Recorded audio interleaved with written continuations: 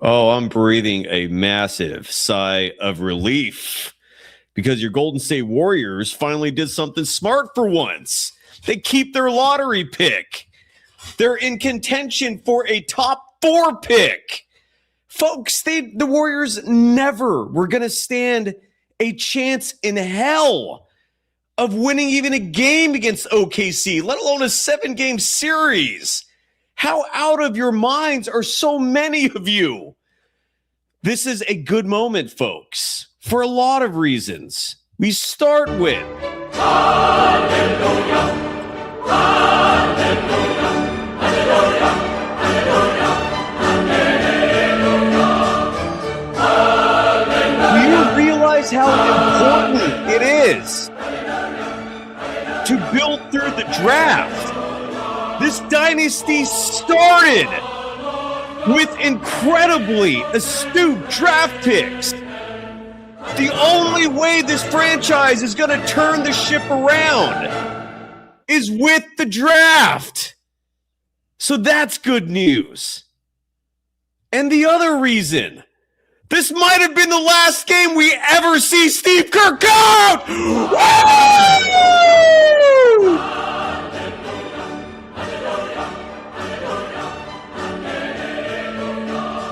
Crank it up. Yeah, baby. Please.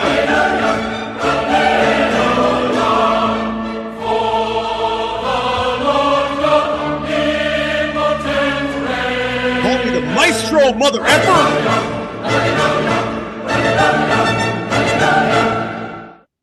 The Golden State Warriors lose tonight. A final score, 111-96. Finally put out of their misery. They had no business getting this close to the postseason, and thankfully they did not. And we're going to remind you in a friendly manner why it was vastly smarter to not win this game tonight. God damn.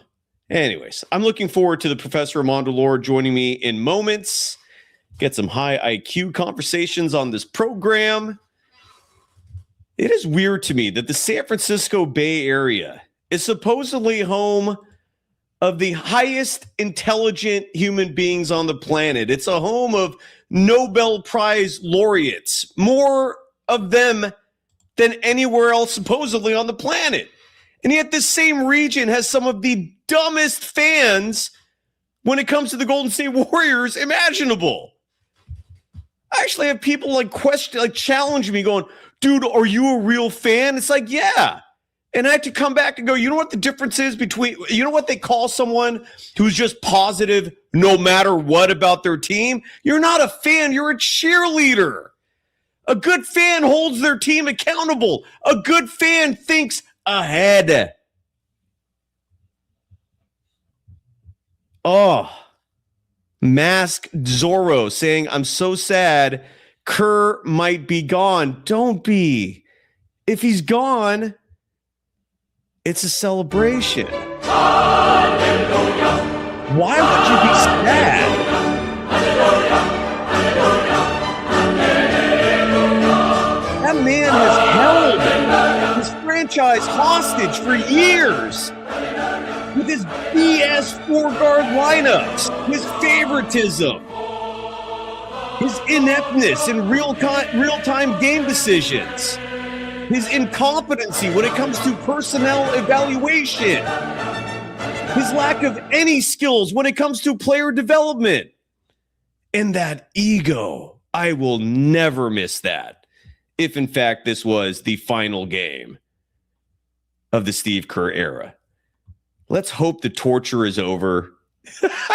Shooties, who I've been promising a phone call to for like a month now. I'm going to call. It's not because I think about you a lot, to be honest, because I hate leaving people hanging when I say I'm going to call them, and I'm doing just that to you. It's on my mind, I promise, brother. But yeah, let's turn it up. Hallelujah, folks. Armando Lara is going to join us in just a second. Your Golden State Warriors keep the number 11 pick in the draft. Your Golden State Warriors have a 1-in-11 shot at a top 4 pick for one of the deepest drafts in NBA history. That is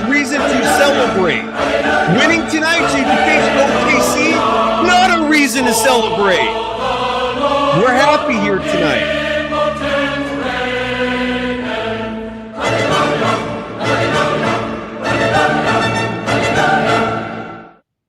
We're powered by FanDuel. We're also brought to you by Sunrun. That's gonna kick off more specifically next week. And the program, it's called the Golden Days. Hey now. Hey. Let's go. Oh, let's go, baby! Welcome to the program. Happy Friday night. We come to you live from the Golden Days studios in beautiful West Sonoma County, California. My name is Cyrus Saatsaz. You can follow me on Threads and Instagram at DogWild. Over on Twitter, my handle is at SurfJournalist. The program on both platforms at Golden Days Pod. As I mentioned a moment ago, we're brought to you by FanDuel, the official sportsbook of both Golden Days and the Believe Network, which we're proudly a part of as the official Golden State Warriors program on the network. And while there is no line for any more Warriors games moving forward, there are plenty of lines for other action. The NBA postseason is now officially here. Tonight was the finale of the play-in events, and some lines for you. I'll give them all because why not? The Cavaliers in game one against the Raptors, they're favored by 8 points. The Nuggets in game one favored by 6.5 over your Minnesota Timberwolves. The New York Knickerbockers, 5.5 point favorites over the Atlanta Hawks in game one of that series. The Houston Rockets are 5 point favorites, road favorites, meaning the Lakers are home underdogs in game one of that series. The Celtics, 12.5 point favorites over the Philadelphia 76ers in the first round there. The line already out for game one of OKC and Phoenix. The Thunder, 13.5 point favorites. The Detroit Pistons, 8.5 point favorites over the Orlando Magic. That was a bit of a shocker today, them winning, or maybe it wasn't a shocker. Who knows? We'll talk about that. And last but not least, the San Antonio Spurs are 10.5 point favorites over the Portland Trail Blazers. All of those lines courtesy of FanDuel. And again, we're going to be going live throughout the postseason. There is going to be a lot of Warriors news coming down. I'm confident of that. We're going to start prognosticating the draft now that we know that the Warriors' number 11 pick is secured, and we can root for those ping pong balls dropping in the right place. Again, any pick in the top 4 is a win. I understand a lot of you are very skeptical of this Golden State Warriors front office. Rightfully so. I don't blame you. The great news is, as long as that pick is top 4, you can't miss. Darren Peterson is probably worst case scenario, and he has superstar potential written all over him.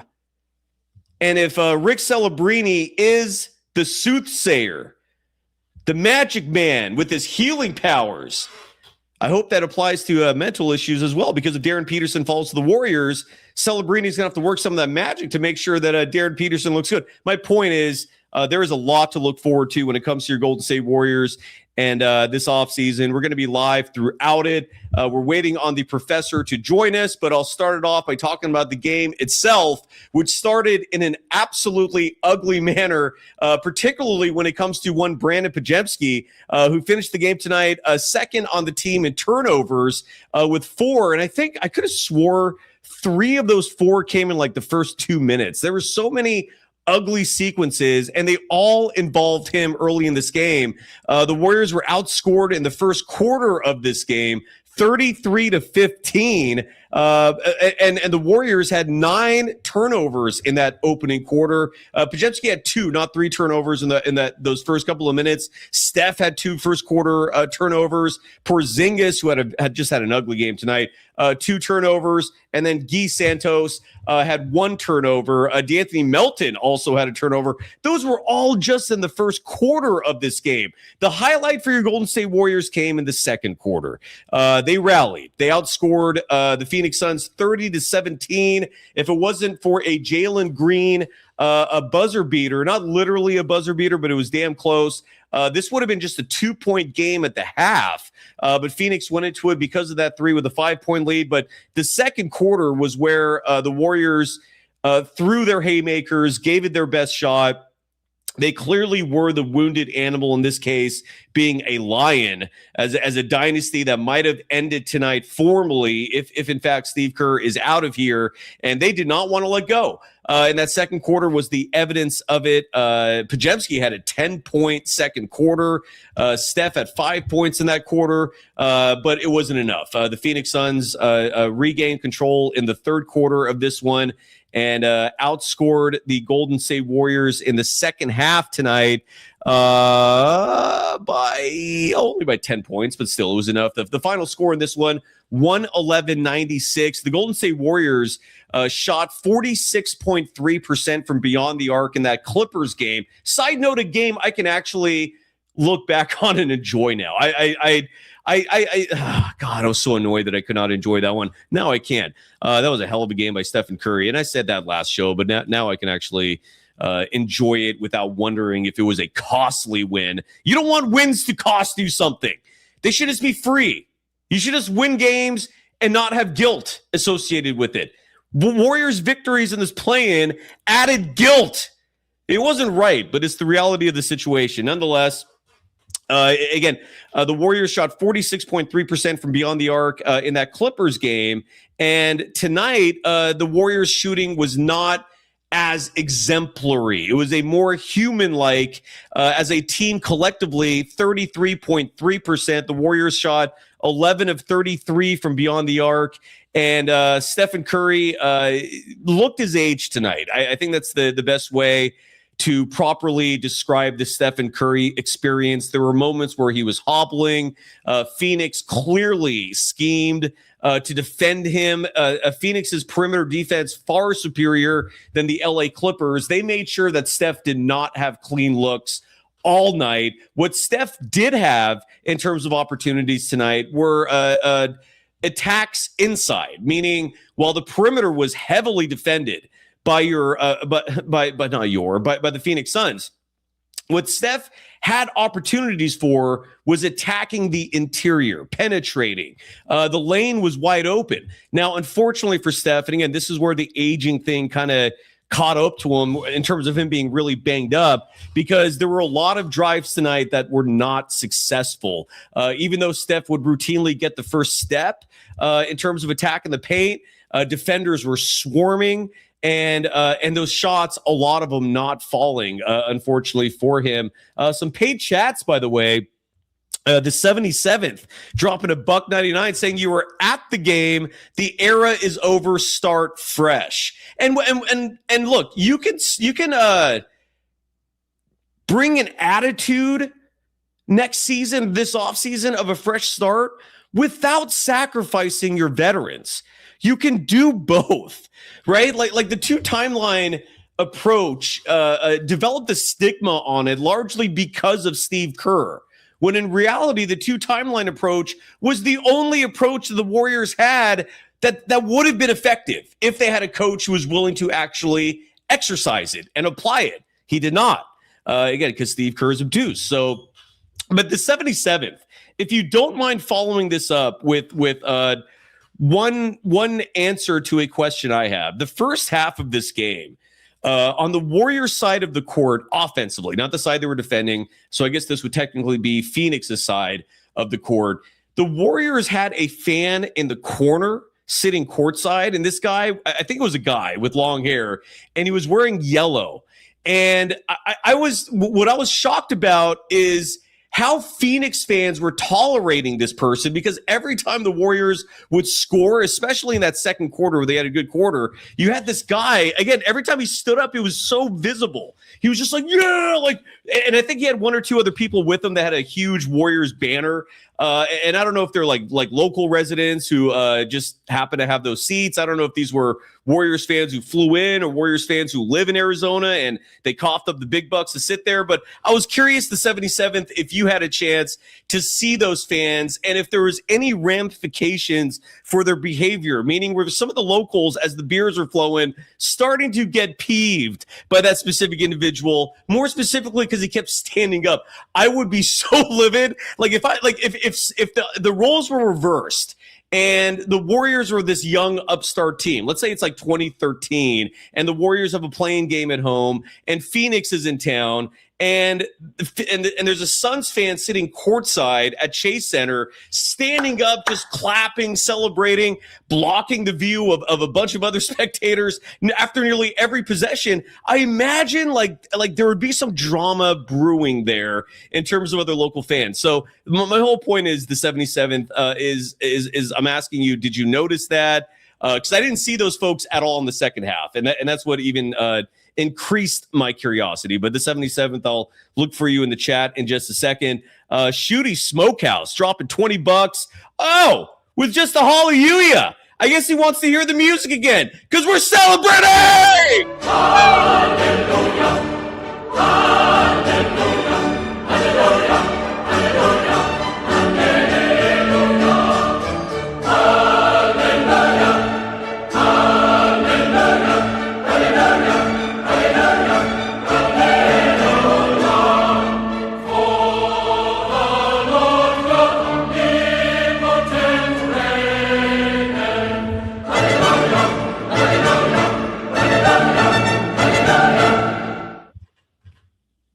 Chef's kiss. I don't like losing draft picks. I don't like losing hope of winning a top 4 pick in one of the deepest drafts in NBA history. Just because the fanboys, the fan crew is loud and obnoxious. God damn, is that what I feel like is a growing, what's turning into a minority of the fan base, but they're so effing obnoxious in terms of just, I'm a real fan. I'm going to root for Steph regardless of any time he plays. Yeah, just pretend the future doesn't exist. That's like rooting on an alcoholic who's been sober for like 2 months and they decide, who cares? I'm just going to party tonight. It's going to be fun tonight. Who cares about the ramifications moving forward? Let's just have fun now because all I care about is this moment. Who cares about tomorrow or next week or next month? It is the most short-sighted shit imaginable from that, just really annoying section of the fan base. Desirio asking, still Pat over Pods? Yes, because Podziemski is just like an average guy. Like, you need to have a defined role in the NBA if you're not a star player. Meaning you better be good at one specific thing or multiple specific things that you can help your team with. Pods is not good at anything except charges and durability. And again, the durability part is awesome, but there's such little skill that accompanies that. It doesn't translate to winning. And if he knew how to like dish out assists, like what Pat Spencer is good at is involving his teammates on top of, I'm guessing, being just as good, if not a better three-point shooter than Podziemski. Podziemski tonight, the stat line was decent for him. He had a double-double, 23 points, led the Golden State Warriors. And some of those buckets were savvy. 10 rebounds in this one, but 0 effing assists. 0. And every time he has nights like these where it looks decent, they lose. So what he's doing is not translating to winning. He can't do any one thing exemplary. So no, I'm still going to take Pat. It's not even up for discussion for me. And the stash will probably be gone. KKS dropping $9.99, and there's nothing following that. KKS. Following that up, I hope this is what you meant to say with, thank you for ruining Kerr's bullshit nostalgia performance, Draymond. KKS, are you referring to Draymond Green being ejected from this game at the end? I think him and Dylan Brooks were mouthing off at each other. And the great, what's his name? Scott, Jesus, I'm drawing a blank on his name right now. The Scott Foster. Ejecting both of them. Scott Foster, thankfully, not making enough of an impact tonight to have his presence felt specifically hard in a hardcore manner. That is a massive relief. But yeah, Draymond Green got ejected at the end. And again, Dre's back next year, unless he opts out of his contract, in which case I have no effing idea what's going to happen. Armando, where are you? Why is the professor taking so long? He's supposed to join me tonight. Oh, I got some text here. Oh, he wrote to me at 9:57. It's now 10:08. He said he needs 20 minutes. He's walking home. All right, he'll join us in a little bit. Maybe we'll play some sound. Ooh, Sharia is going to join the show. I'm going to send her the link right now. We'll have Shardal join us toward the end for a brief moment. Shardal, if you're watching or listening, friendly reminder, the professor is joining us tonight, so I can't make any commitments to you long term. If you want to make just a cameo, I'd love to have you. We're not going to do much of a scoreboard check tonight, but the lovely, charming Sharia will join us. She has the weirdest email address. I always have to look it up. There we go. Okay, so Sharia, the link is coming.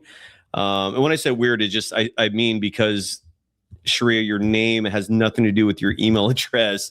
And my email account has not saved it for whatever reason. Anyways, the link is now out. Let's see if there's any sound that has come down. I know the NBA throughout the postseason on their social media channels are disseminating press conference elements. We do have Steve Kerr reflecting on the season.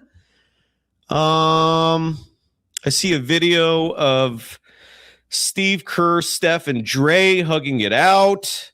Oh, it really does look like it's over. I can't. Can I show this? I'll try to show this without the sound. So you folks can see what I'm talking about here, but I missed this on the broadcast. Here, I'll share.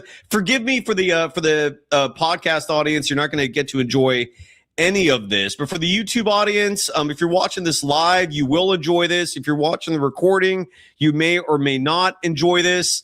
Depending on whether or not YouTube on there, some farewells, and I hope it starts with Steve Kerr, who something tells me he's going to milk this offseason in terms of formally announcing his decision, because the man is the LeBron James of coaches. He loves attention. Another chat post, this one from A. Tommy, dropping $5 saying, have we seen the last of Kristaps Porzingis? Probably. And if so, do the Warriors keep his $30 million salary slot? And are they serious players of Kawhi Leonard? Great questions. So Kristaps Porzingis is now an unrestricted free agent. The Golden State Warriors do own his bird rights. However, the Warriors are still so far over the cap that if they decide to just let Porzingis walk for nothing and they can't replace the salary, is what I'm trying to say, because they're over the cap, meaning that $30 million, if you wipe it out, it takes them, and I'm spitballing here, but I hope these numbers can at least help you understand better. Let's say the Warriors right now are at $210 million. And let's say the salary cap next year is set at $160 million. If you cut out Kristaps Porzingis' $30 million, you still have $180 million on your payroll. And again, the salary cap is $160. So you're not going to have any room for other free agents. So then the question becomes, okay, do we use our bird rights to retain Porzingis? Because otherwise he's just out. He's gone. You could always sign and trade him for a trade exemption. The Warriors don't use those that often, but that is a possibility as well. But that's the position the Warriors are in. And then it's going to come down, I'm guessing, to conversations between his side and the Warriors side in terms of how much value the Warriors think he has. And I imagine Porzingis and his camp think that number is far higher than the Warriors think. So that's where they are. You can't replace him outside of a sign and trade. In which case you could either get a player back or you could get a trade exemption. If you let him walk, you just lose that $30 million slot for nothing. The Warriors will likely have a mid-level trade exemption this offseason, which will be valued at about $15 million. And I'm guessing that's where the Warriors will have some freedom to use some money to sign a free agent. Money Checkup, thank you, brother, for encouraging the audience to hit that like button, subscribe, do all that good stuff. Supposedly, I hear that's the gimmick that you got to do on YouTube. So please hit the like button, subscribe, and spit on that thing. Money Checkup, thank you sincerely for that.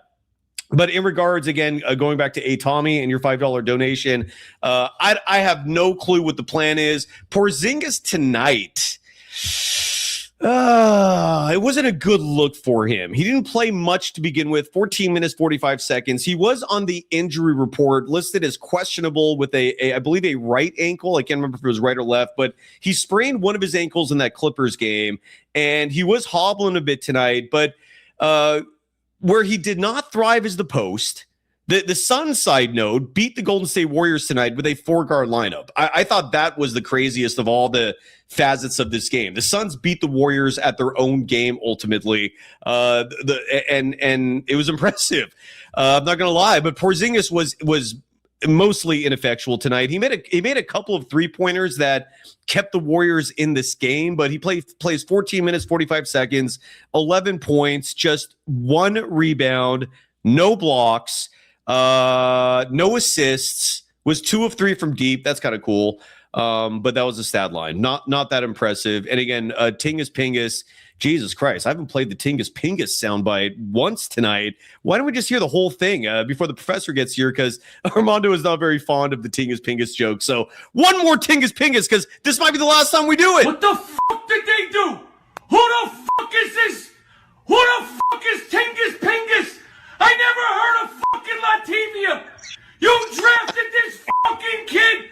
You stupid motherfuckers, you. And maybe that's the last we see of Tingus Pingus. Armando Lara saying, "What up, chat?" And he's going to join us live in just moments. He's walking home right now. We cannot wait for Armando to get here. The professor will join us soon. But anyways, I don't know what's going to happen with Tingus Pingus. But side note, I saw someone call Zachary Wisosha of the Atlanta Hawks Tingus Zingus. I did not come up with that. That was I posted that on my Threads account, and I found it originally on Instagram. You could go down the rabbit hole to the OP of that, but somebody calling Zachary Wisosha Tingus Zingus, that made me laugh. Anyways, so the professor will join us in moments. Anthony Wong in our chat saying, where was Porzingis on defense with 0 blocks? Great question. One guy that annoyingly kept playing well, and when I say annoyingly, it's because this guy he does nothing like the whole season, and then he has that unbelievable fourth quarter against the Clippers, going a perfect 4-4 from beyond the arc. Big Al Horford tonight. I'm genuinely shocked that he was just 1 of 4 from deep, but that's what his stat line was. 9 points, 5 rebounds, 2 assists for Big Al. And I love that Horford was asked a few weeks back, what are your plans for next year? Oh, there's Sharia. I'm bringing her on right now. And Big Al Horford responded, well, my family and I need to think about it before we make such a difficult decision. Al Horford is due $5.5, nearly $6 million next year. It's a player option. You can bet your ass he's gonna opt into that. There's no chance in hell he's gonna turn down $6 million at the age of 40 to come back and play for the Warriors. So you can expect Al Horford back. Guy Santos and hopefully Will Richard will have a bigger role for the Warriors next year. They're back. Steph is back. Dre might be back. We can talk about that depending on whether or not he opts into his final year of his contract or if he opts out and becomes an unrestricted free agent. We shall see. But on that note, the lovely, the charming, the talented Sharia joins us from the East Coast. How the hell are you doing? What was your reaction to the game tonight? Listen, I was along for the ride, and I'm still along for the ride. Yeah. But they were tired. I don't know what else we expected. I did think, don't get me wrong, because I was in the chat, I did think that we had a chance. And I still do believe we had a chance, but they got tired, you know? I mean, you have to think about it. Like, this is an older team, and the league knows that. So when the scouting reports come, it's like, you know, you got some old heads, you know, you can run them. And Porzingis, bless his heart, you know, he had an amazing game the last game, but you know, he's been taking games off, and to like think that he's going to like make a playoff run is delusional. And this fan base is delusional. There's a lot of them. I don't know if it's still like the majority anymore, but there's still a lot of them. There's a lot. There's a lot of them. I'm delusional too, because I wanted Steph to do it. I wanted Draymond to come with it. Like, one side of my brain was like, yes, and the other side of my brain was realistic. And I was like, I don't think so. I know how I feel in the mornings. Okay. It wasn't Sheree. It wasn't just the fact that the Warriors were potentially sacrificing a top 4 pick. They were potentially sacrificing the number 11 pick, dropping 4 spots to 15. I wouldn't have cared as much if it wasn't OKC waiting for him. The number of people in the Warriors fan base underselling how dominant of a team that is. I mean, you saw how the Warriors looked tonight. Could you have imagined against OKC? Those would have been like 30. I wouldn't have surprised me if there was a 50-point blowout in there. It would have been such an ugly look. And Stephen Curry's legacy, if you care about that, would have been dinged. Because it would not have been a good look for Steph to go into a 7-game series against OKC and them just beating the shit out of it. I don't even think Steph would have survived the whole series, truth be told. So that was another part of it that made me go, what are people like? I get the nostalgia, but at the same time, it's like, temper the excitement a little bit. Don't forget like what the price is here for the Warriors winning 2 play-ins. Am I making sense? You are making sense on one end of it. But if Steph ain't ducking no smoke, I ain't ducking no smoke. You know, as delusional as it is, if he's not ducking smoke, I'm not ducking smoke. So when it comes to OKC, I feel like the Warriors have given it, like they've matched up with them, even though OKC is 3 teams in 1 and we're half a team. They weren't ducking no smoke. So I can't sit here and be like, oh no, save yourself because it's OKC. I respect it, right? At the end of the day, they're going to give it their all, and I'm rolling with them. But also, I can't say like Porzingis, you know, and Al Horford, their age and like their endurance is not there. I was just hoping for the best. I said it in the chat, like it's still a lot of game time left. We can do it because I do believe that they could do it. Tightening the rotations with this kind of team, it's like Steve Kerr, I don't know. But we played with what we had, and it didn't work out this time. Now, the draft picks, I know that a lot of you talk about the draft picks and the draft picks and the draft picks. But if they're not going to play them, then what? Well, hopefully, again, with a new coach, they will be played. And that's yet another piece of evidence that was in my mind in terms of why I was not at all rooting for the Warriors to get out of the play-in. And that was a part of it where I could kind of understand the Kerr apologist just refusing to accept, not rooting 100% for this team in the play-in. If you're a Steve Kerr apologist, I'm guessing you saw the writing on the wall, which is that this might be it. And my fear was if they won these 2 play-ins, that might be a shred of incentive for Kerr to stick around another year. And that was another piece of evidence that I'm looking at going, please don't give this idea hope when the fire is already put out. There might be just a few embers left over there in terms of Steve Kerr coming back. If the Warriors had won this play-in tonight and actually gone into a 7-game series with OKC, and then let's say like Steph gets injured in the first game or something. Now Steve Kerr has scapegoats. Now he has excuses. And we might see another year of Steve Kerr just destroying this organization from the inside. And I was thinking about that too, Sheree. And that's another reason why, while I understand the players are going to go all out no matter what, they don't know what's best for the organization. And anyway, so that was my mindset into all that. But anyways, how are you doing? What was doing great. Are you like me?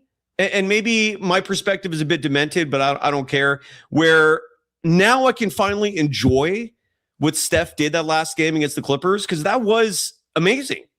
And if I had known they were going to lose tonight, I would have been celebrating like most other people. But I didn't know what was going to happen tonight. So the Warriors won that game, and it left me just anxious. Now I can finally be relieved and actually enjoy that game a little more.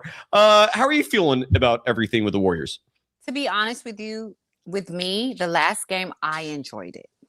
A lot of people did. Because with the Warriors, you got to take it one game at a time. Okay? This season has been a horrific season. And last season was a horrific season. You can't like not think about that. Both seasons were terrible. So with me, I've resulted to taking it one game at a time. And if Steph has a good game and we win, I rock with it. I don't look ahead as much anymore. Not with this team, because I don't know what the future holds. I don't know if Steve's going to be back. I don't know what Dunleavy's doing. If he's going to Chicago, Joe Lacob is asleep at the wheel. Like, I don't know. Everybody's injured. I don't know. So I grasp for straws. And if we're playing good and we're rocking and Steph is hitting his threes and doing what he does, I enjoy it. That's so the last game for me. I wasn't upset. I enjoyed it. So the small pieces along the way in this season, I enjoy them because I'm along for the ride. I hear you. I did not enjoy it at all, largely because, like you said, this was such an awful season. And to me, the one reward of a bad season is a lottery pick. And what we were on the cusp of is not just an awful regular season, but no lottery pick. We were about to be the Clippers. That's what the Clippers do year after year. They play well enough to get like an 8 seed, and they've traded all their lottery picks away. So they just play for like mediocrity with nothing to look forward to. I did not want to be like that, but with the team that I have an emotionally vested interest in. And again, this season, like you said, sucked. And we were about to have no reward for that. It was insane. Right. Yeah. But we've had lottery picks, and what did we do with them?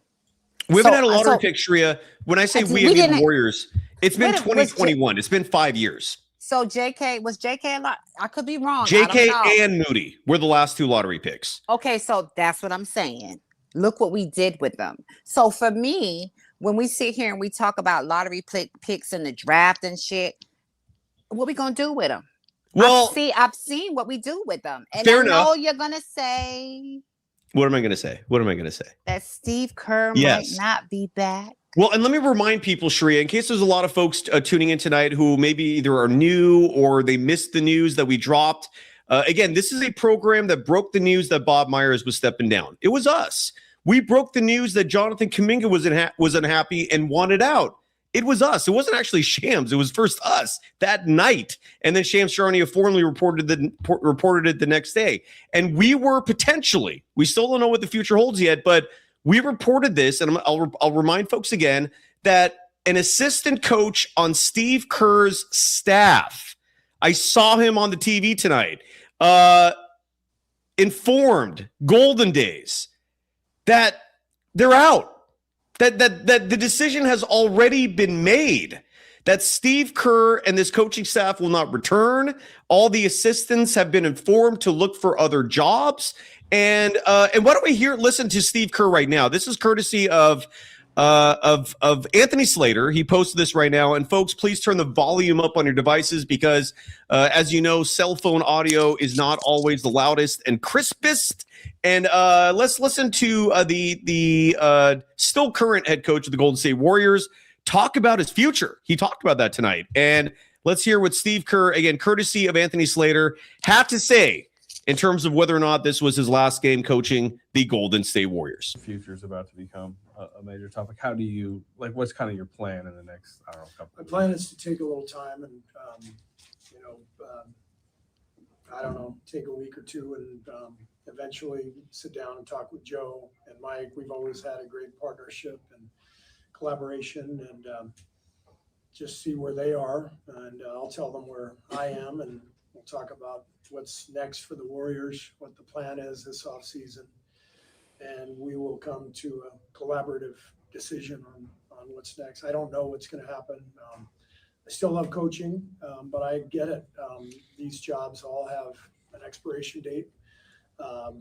There's a run, that happens, and when the run ends, sometimes it's time for new blood and new ideas and all that. And if that's the case, then I will be just nothing but grateful for the most amazing opportunity any person could have to coach this franchise in front of our fans in the Bay, and to coach Steph Curry, Coach Dre, the whole group. So it may still go on. It may not. I don't know at this point. But we all need to step away a little bit and then reconvene. Maria, that sounds like a man who's on his way. What are your thoughts? Bye, Steve. Bye-bye. Bye-bye. That's what it sounds like to me. I could be wrong, but it's the end of the road. It's giving boys to men, okay? So when they were hugging and doing the whole kumbaya shit, it was looking like goodbye. Yes. It was. Yes. And I hope that goodbye extends to Steve Kerr's favorite non-biological son. You're a big, fat, curly-headed fuck. That guy. I want him out. I don't. Well, who knows what his future holds? Tomorrow, next year is year 4. He's still on a rookie deal. There is a very strong possibility he goes into next season with a deal similar to what Jonathan Kuminga experienced, where him and Kuminga and the team did not come to an agreement. He went into year 4 with restricted free agency looming, and maybe that's the position that Podziemski will find himself in. What I do know, with in terms of an opinion that I can espouse with certainty, with confidence, he is not a $10+ million a year guy. Like, I don't think Podziemski is deserving of more money than, say, Guy Santos. Guy Santos is going to make $5 million this season.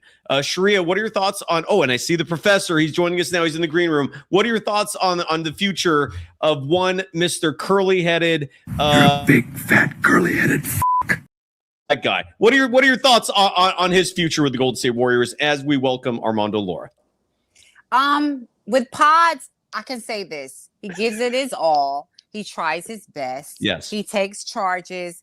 He keeps trying. I've noticed that, you know. He's a tryhard. You can't fault him for that. Yes. But as far as his contract goes, give him what Guy got. Yes. Give him what Guy got. Yes. Like for me, with Guy rebounds, Guy has assists, and Guy has points.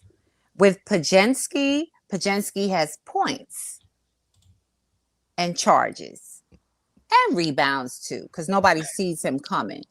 But to play the point guard position, I need you to have assists, which is what we've been screaming all season, you know? So yeah. I do think that he should get the same contract that Guy got. I don't see why you would give him any more. And if you do, you're stupid. And we welcome a tenured professor from UC Berkeley, the host of Spreewell Was Right. And in case you're wondering, what does that mean? Spreewell was right. It means that when Spreewell was choking out his coach PJ Carlissimo, it was apropos. Armando Lara. People can follow you on Threads at Mando_man10. They can follow you on Twitter at Armando Lara. Emerson Mary, how are you doing? And what was your reaction, sir, to tonight's Warriors loss that in my mind was really a huge win? Man, what's up? What's up, guys? What's up, chat? What's up? Hello. Hello. Good to see you guys. I am ecstatic to be here tonight. Yes. And I have so much to say. I have 100% accuracy predictions to make about next year. And I just think that I'll start with this. You know what the Warriors are like? They're like a deadbeat dad that shows up once a year to take the kid out. Oh, I'll take you out for your birthday. I'll take you to the movies. And they show up and everybody feels good for one night. And then, Dad, when am I going to see you again? I don't know, son. And then they're gone. They're gone. It's the old man grift. They're all looking for contracts, and everybody's going to feel good. But I don't think Lacob's falling for it. It's gone. It's over. It's over. I think so too. See ya. The predictions are coming. Lacob was yawning. I caught him yawning. I was like, oh, shit. Did you really? Yawning. Yeah, you can go back and watch I missed that. it. Yeah, he I was missed yawning. that. If you don't mind, do you two want to hear from Draymond Green real fast? Sure. Yeah, All right. hear This the is Draymond Green. because these clips might be very they might have a foreshadowing event to them. We can certainly play body language doctor tonight on some of these. I got two clips to play of Dre. First up is him talking about Steve Kerr, his coach, and again, the way Kerr sounded, the way at least this clip is phrased, it sure sounds like the assumption that's going into each of these press conferences is Kerr's out. And here's Draymond Green. This is courtesy of Sam Gordon of the San Francisco Chronicle, talking about whether or not this was the final game that Draymond Green played for his head coach, Steve Kerr.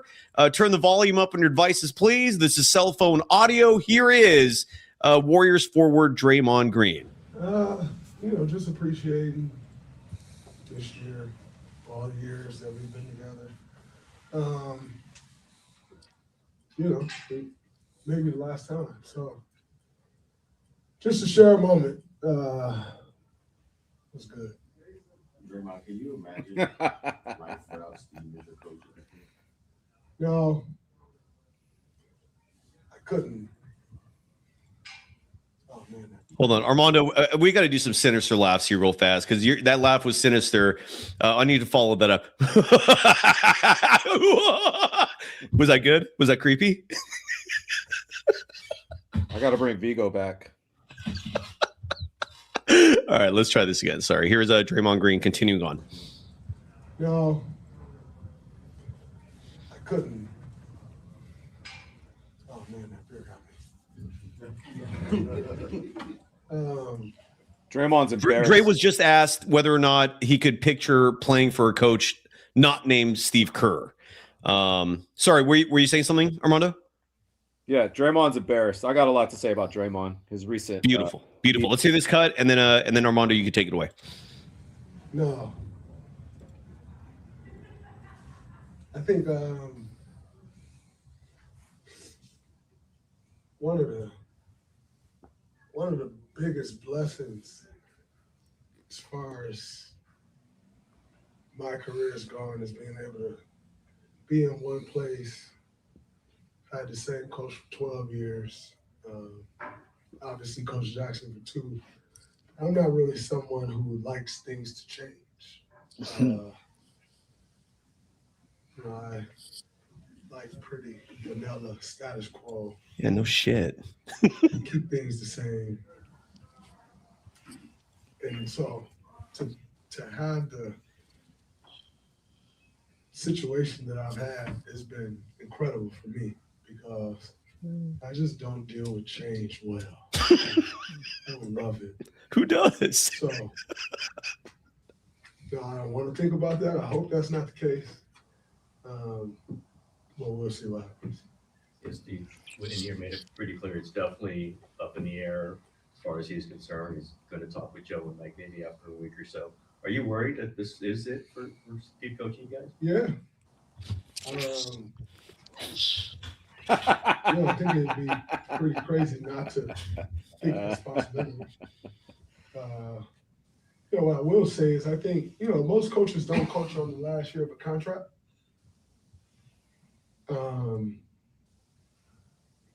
I think Steve coaching on the last year of a contract is also just his comfort level and who he is and what he is and what he has to offer.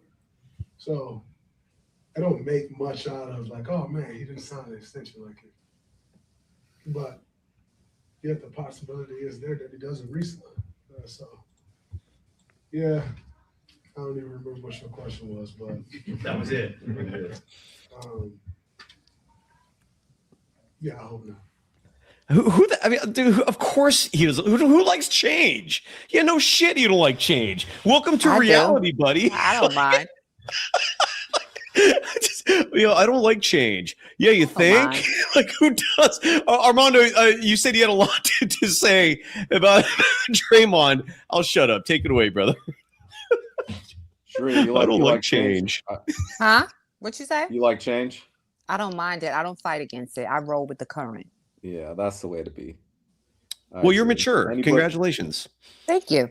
Some of us are very immature, and That's all right. and some of us don't like, unless the change is good. I think it's more the uncertainty of the change that upsets people. Or in Draymond's case, when you have an absolutely amazing thing, and why would you want it to change, right? Like, you have a coach who like has your back for every little thing imaginable, who gives you a green light to just do anything you want, basically. I could understand why Draymond Green doesn't want change. I get it. It's crazy. Sorry, Mondo. Take it away, brother. Can I say this? In order to keep moving forward, in life, you better embrace change. If you are a person that doesn't like change, you would be stuck.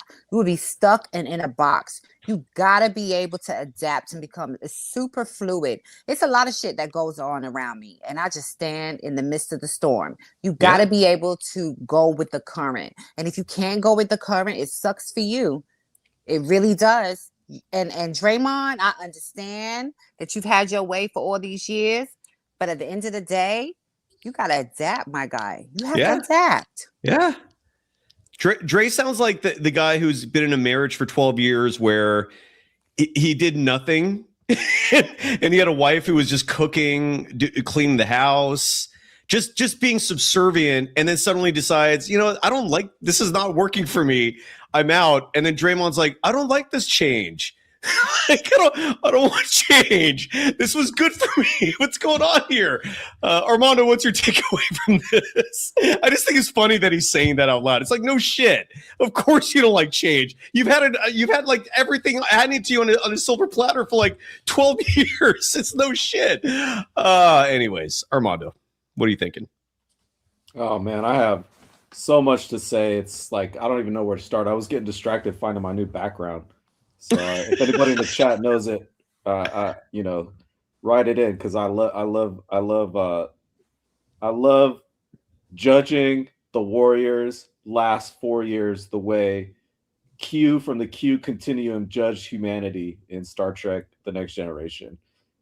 That's what it takes right now. What is the judgment on this 4-year Steve Kerr, Steph Curry show, Mike Dunleavy show? What is the judgment? And the judgment is out. Everybody's out. Lacob knows it. Draymond knows it. Steph knows it. Kerr knows it. That's why they did the little photo op at the end of the game where they hugged each other, because it is the last moment. It's over. And that's why in those comments, Draymond has spent the last week, 2 weeks talking Kerr up. That's why Kerr's waxing poetic. Steph Curry, you notice Steph Curry wasn't doing it because he has to next play up. Steph Curry's irrational confidence. You always got to keep your confidence up for the next play. But they know it's over. And I notice in all those comments, Si, that you played right now, is they say, we don't know what ownership is thinking. We have to take a little bit of time, and then we're going to hear where they're at, and then they're going to hear where I'm at, like it's some kind of like threat. And no. I know exactly where the ownership's at, because I've been following the power struggle that's been going on in the front office from all the way back to Bob Myers, to Mike Dunleavy, to Onzi, who's in Atlanta now, and what's going on. And they gave Steph Curry and Steve Kerr 4 years to run it their way. They said, okay, you guys want to play this way, 3-4 guards? Fine. You guys want to not play Kuminga? Fine. You want to give Podziemski 30 minutes a night at small forward? Fine. We don't think it's a good idea. We're going to try our damnedest to change your mind, but you want to play Buddy Hield 30 minutes a night at small forward too? Fine. You want to play Dennis Schroeder next to Pods? Fine. You want to play Wiggins at power forward?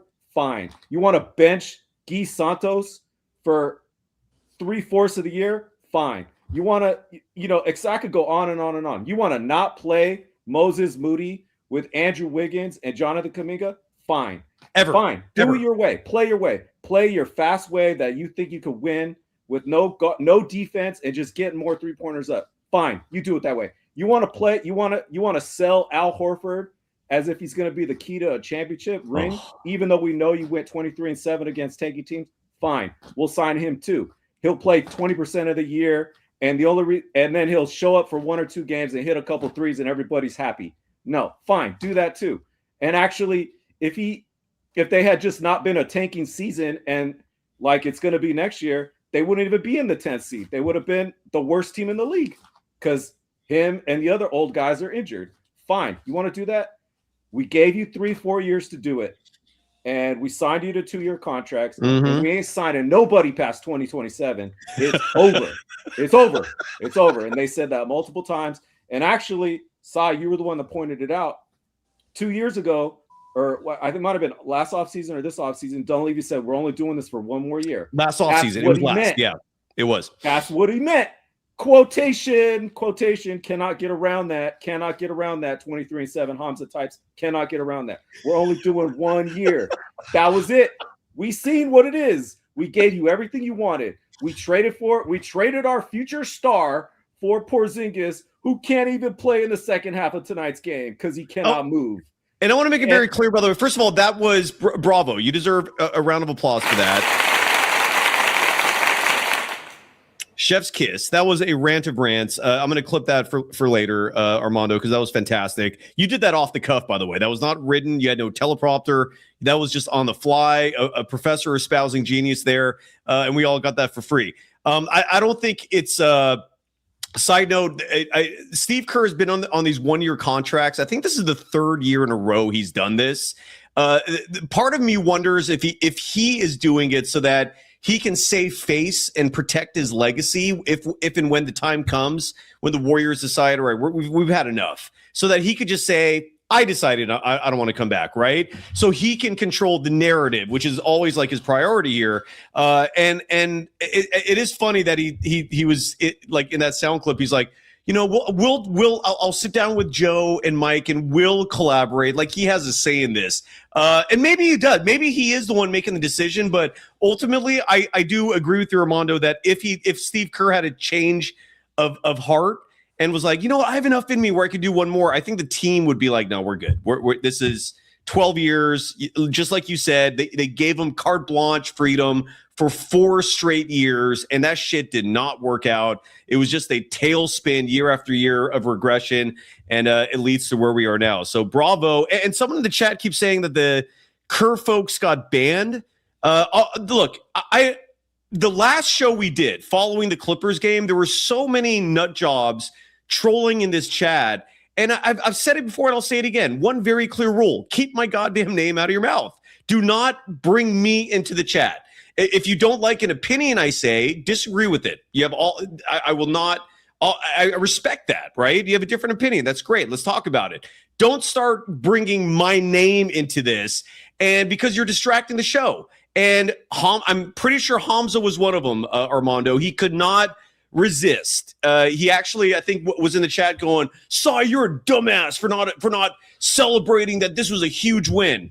Get the fuck out of here, man. Like, I don't need you in my life. Like, no, you're a dumbass for pretending that one playing game meant you won a trophy. There are no trophies for playing victories. There is no reward for that. Even the statistics in a playing game count like an exhibition. It's like its own category of stats. Steph's unbelievable performance in that Clippers game will be nowhere to be found in the history books because it is a playing game. It means nothing except getting to the postseason. And you had a bunch of clowns pretending like the Warriors won a title or something with that victory. And again, keep my name out of your mouth. Okay. Like I want this to be open and free, and I want an exchange of ideas. And I don't want this to be inclusive. I want transparency, but you have to follow that rule because I'm a human being. Most human beings are not put in a position where a million different dissenting voices are all flying in one direction, and I ignore them, and I'm thinking to myself, I don't want the impression given that I'm cowering to these people, or I address them, and then people go, see, he took the bait, ha ha ha. So it's like a no-win situation. So the only way that I can see this working is keep my name out of your mouth, and we'll be copacetic. If you want to start, name calling or including me in the discussion, You're not a part of the chat anymore. That's the bottom line. And look, if you got banned, all you need is a different username and you can come right back. It's not like there's no way you can still have a voice here, but just remember that. Keep that in mind if you decide to create a second handle. And Hamza, you made a noun out of that name. And Armando, it rang true because he regressed and turned back into the very person that you accused him of being. But this is not a censorship environment. Just keep my name out of your mouth. And that includes the people on this panel, too. Don't badmouth Sharia. Don't badmouth Armando. Right. They are not a part of what we're talking about here. The Warriors are a part of it. Everything that has to do with the Warriors and basketball, that's what we're talking about here. Focus on the topics. Don't focus on the faces and names on this show. I'm done ranting. Forgive me. Sharia, your thoughts on going back to what Armando said. That was brilliance.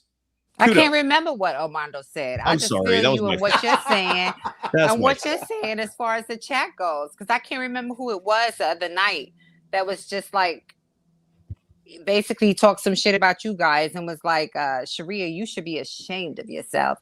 I was like, me? What did I do? I should be ashamed of myself. I'm like, I don't have anything to be ashamed of. I don't give a damn about any of it. I don't fucking play for the NBA. I'm just voicing my opinion, and then that was the end of that. So thank you for that, because the chat is unruly and out of control sometimes and delusional. But I like them. I do too. And it does it gives me a chance to sometimes be unhinged. I know that act is entertaining. I don't act like that in real life, just to be clear. Except traffic. Every once in a while, like I mean, it's not like I'm literally having an exchange with someone, but I do have moments where I'm on my car and somebody does something dumb and I'm wishing awful things happening to them. But that's just in my head. It's not being communicated out loud, but.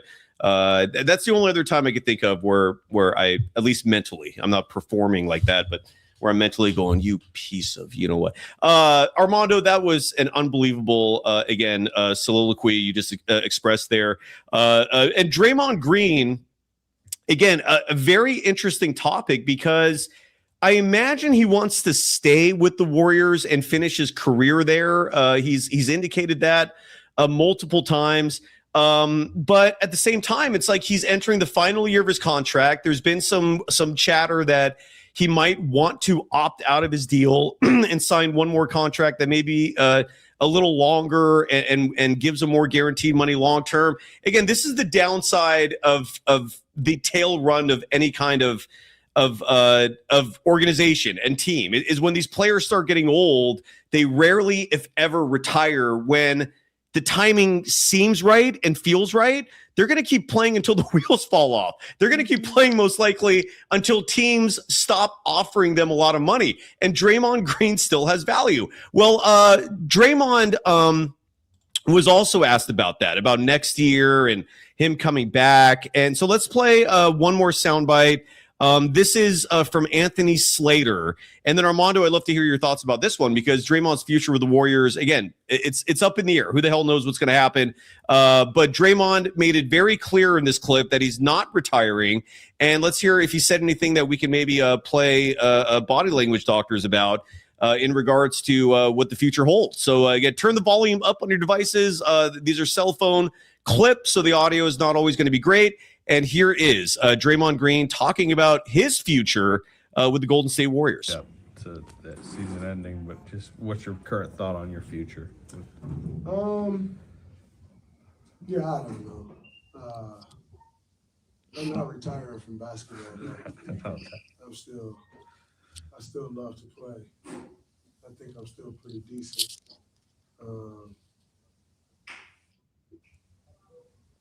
But this league we're in it's an interesting one. And it's one that you don't really control everything. So for me, I hope I've done enough to still be here. Because at the end of the day, if I ain't done enough, I don't want to be here.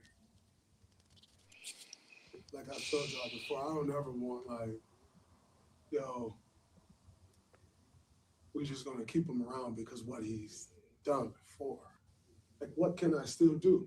And by the way, that's not just playing, right? Like, that's leadership. That's helping bring the young guys along. That's helping move the organization forward. Like, so, hopefully I've done enough to still be here. But if not, we'll see what it looks like. It's been a hell of a run. So That's true. I hope I've got high enough in the meter of doing things. If not, then we'll see what happens next. But if the question is where I want to be, I think it's pretty obvious, guys. Like, Draymond's emotional. where the hell I'm going. They want me here. I'll be right here. Not composed. So Draymond indicating he wants to retire a Warrior, not going to retire next year. I wish someone had asked him specifically, like, are you going to opt out of your contract? At a bare minimum, just let him answer it, right? I mean, but with all that said, Sharia, I'll start with you because we started with Armando last time. Your reaction to Draymond's words there, getting a little emotional. I get it. I really do. They want him there, but you come on to the Hawks. Come on and mentor Dyson Daniels. Okay, there's a place for you down in the A. It's warm. It's got Magic City. It's a lot of culture. Hey now, yes. Come on down to the Hawks, because at the end of the day, you can't draft Jesus and Moses to the Warriors. It ain't gonna be right. It's a mess. And I love Steph. And I know that when Steph plays, he plays best with Draymond. But it's over. I think it's over. I could be wrong, and I might switch it next season. You know how I do. I dip in and out. But come on down to the Hawks, my guy. Armando, you've been following the Hawks closely as well. The idea of Draymond to the Hawks next year actually does sound fascinating. I feel like he's almost exactly what they need. But besides Dre to the Hawks, what's your reaction to an emotional Draymond Green there talking about loving being on the Warriors, and it was a great run? Yeah, I'll tell you guys what's going on right now with Draymond and the Warriors. It's easy to see. So Draymond is 36, 37 years old. He's got a great life in the Bay. The Bay is the gem of rich living. Let me just put it that way. Yes, and, sir. Ain't no reason why anybody would want to leave when you got a big family, a beautiful family like Draymond. Let me tell you guys something about Draymond. Draymond is a winner at life. And Draymond is not playing basketball right now. He is playing life. And he's talking about, I want to be appreciated right now. Draymond is one of the smartest people that's ever graced the NBA stardom. And he is doing that right now. He's been in the meet. What's going on with Draymond is he's playing the how do I put this nicely, Shreya? He is playing the pick me. He's a pick me right now. And doesn't have to be, sir. They're gonna pick you. Yeah. And Steve Kerr is great. I love him. We should respect him for his past performances, but actually don't respect my past performances. Doesn't make any sense. And then going on and on, waxing poetic, so great. He just doesn't want to move if he doesn't have to. But here's the thing. He wants to get another contract.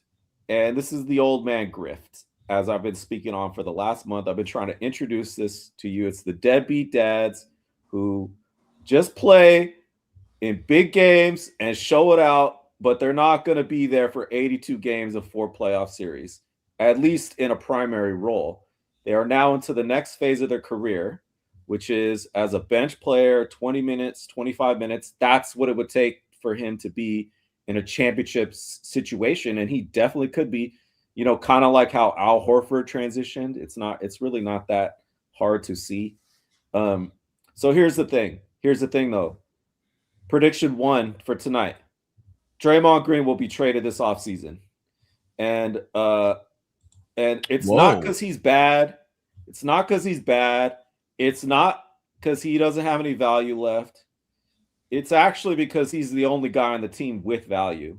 And it is over. The show is over. It's reload time. And the best thing that happened to the Warriors in the play-in, Science Shria, is Draymond Green had the game of his effing life against Kawhi Leonard. Best thing that could have happened.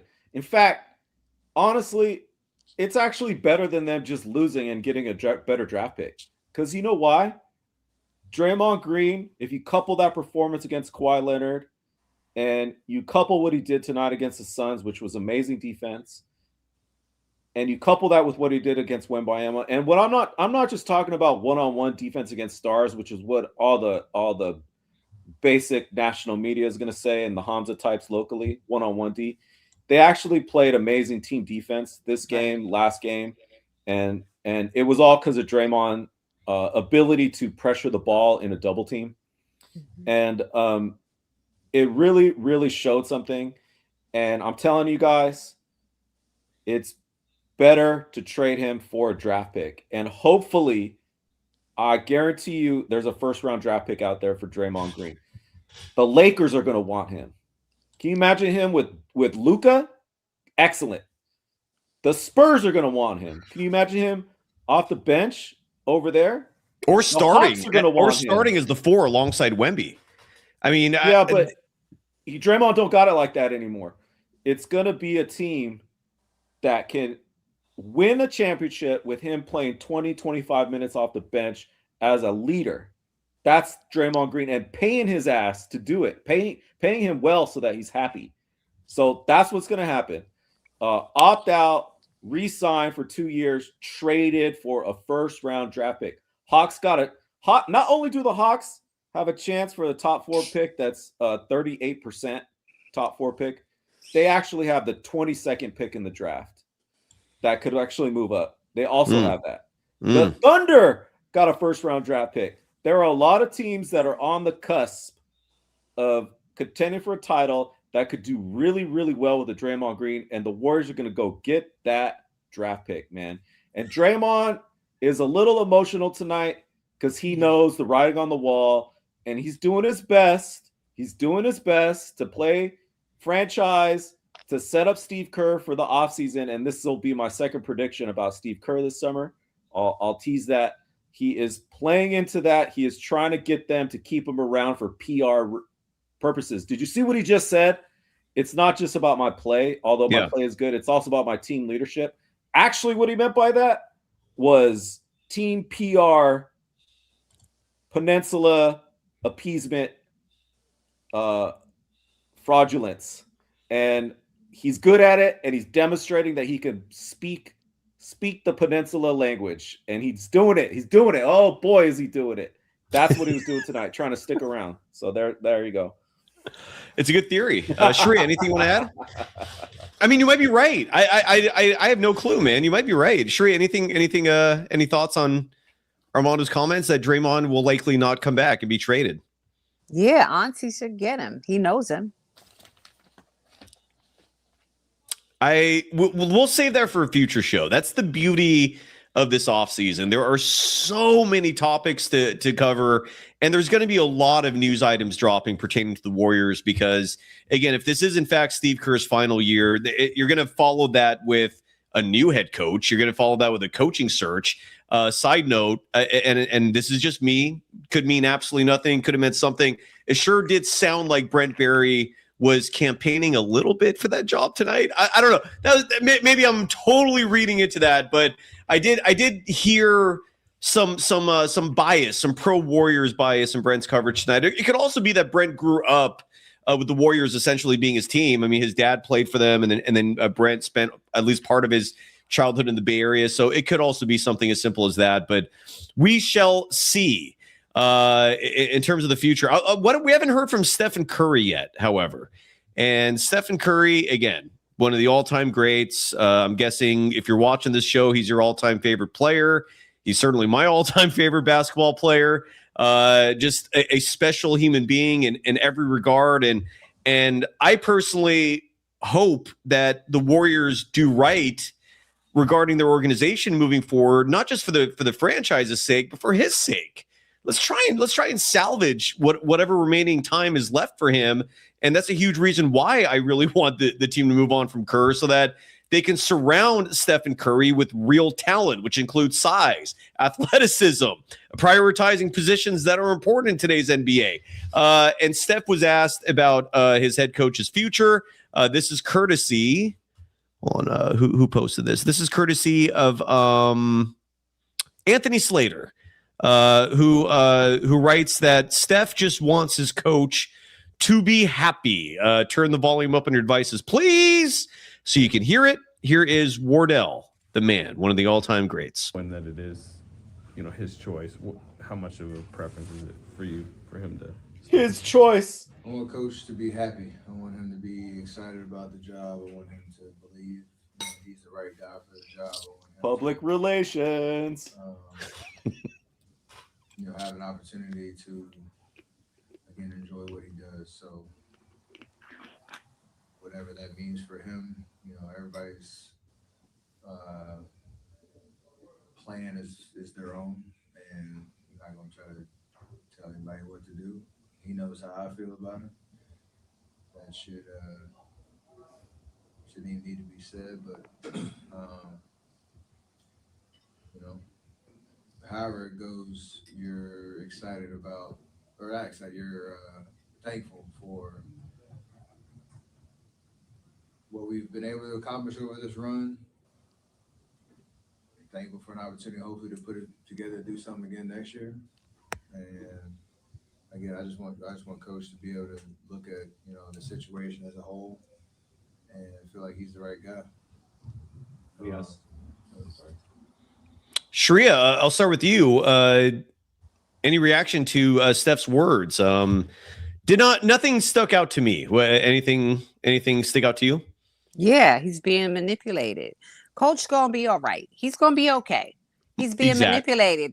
Steve Kerr has spent the entire season glazing the hell out of Steph. We know Steph is great. I love Steph. Everybody loves Steph. But all Steve Kerr has done is continue to glaze that man and manipulate him and confuse him. And so now it's come down to this, and he's feeling like, I just want him to be happy. Draymond's like, he's the best coach. He's an amazing coach when they were winning. What have you done for me lately?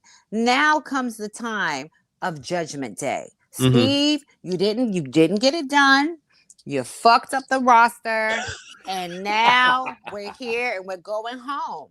Don't have those men feeling sorry for you, because that's what it looks like to me. I know manipulation when I see it. That's what it looks like to me, right? I love how wise you sound. Like there's things you say sometimes, Sharia. Yeah, that just tell that you send this energy of wisdom. Props. That's all I want to say. Just props. Thank you. But the reality is it's all right. You're gonna be all right, Steph. You'll be fine. And Draymond, you'll be fine too. See, they're in their feelings, which is where, in my opinion, this is just my opinion, they're in their feelings, which is right where a master manipulator wants you. In your feelings. So you don't have the right judgment. Do you see what I'm saying? They will be fine. They are still them without him. He didn't make them. They made him. And the offseason, maybe they'll realize that. I do think that they're going to blow this whole thing up, right? And I think that Draymond will leave the team. Will he go to the Lakers? I don't know. But I hope he comes to the Hawks. Just to be honest with you. Yeah, I'm dead serious. I said that the other day in the Hawks chat. I was like, you know what? Y'all missing some grit. Y'all need Draymond. And when I realized that his contract is up for negotiation or whatever, I don't know. I don't know the correct terminology. I don't care. But he needs to be on a young team and bring that veteran presence and his defense. And the Hawks need him. I think Dyson Daniels would be good would do good with him. But I don't know. I'm just a hairstylist. No, come on. You're not just. Don't say that. You know your shit. Armando, what was your reaction to Steph talking about his coach the way he did? Yeah, so this is my second prediction. And this is it started right there. I took a lot from what Steph Curry just said. And what he is the PR spin that's going to go on this summer. The prediction is, and the whole franchise is going to get behind it. Lacob's going to have a little weak-ass interview with Tim Kawakami. And he's going to say it on this. Steph Curry's going to get on there and say it on this. Slater's going to report it. They're going to be at the Kerr compound talking to Kerr's, family, and Draymond, is going to be on there saying that too. Like they'll probably cart in Iguodala or somebody to talk about how it is Steve Kerr's choice and decision to leave the Warriors, Right. and that it's going to be out on a sunset. And oh boy, my system was so great, but we unfortunately had injuries. Having old guys had nothing to do with it. And if only Jimmy kind of got hurt, we really would have done well with Porzingis, even though Porzingis didn't even play in the second half. Kerr said that tonight, by the way, literally.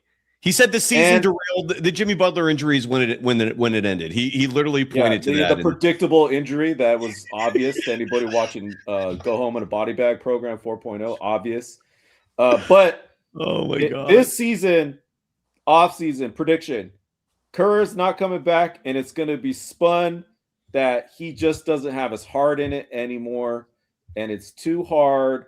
And I'm just so above it all, and I'm so grateful. Blah blah blah. No. They don't want you back. They don't want him back. They gave him 4 years. Fine, good. Okay, 4. Okay, don't play Moses Moody, Kuminga, Wiggins, and Draymond Green together. Fine. All right, don't.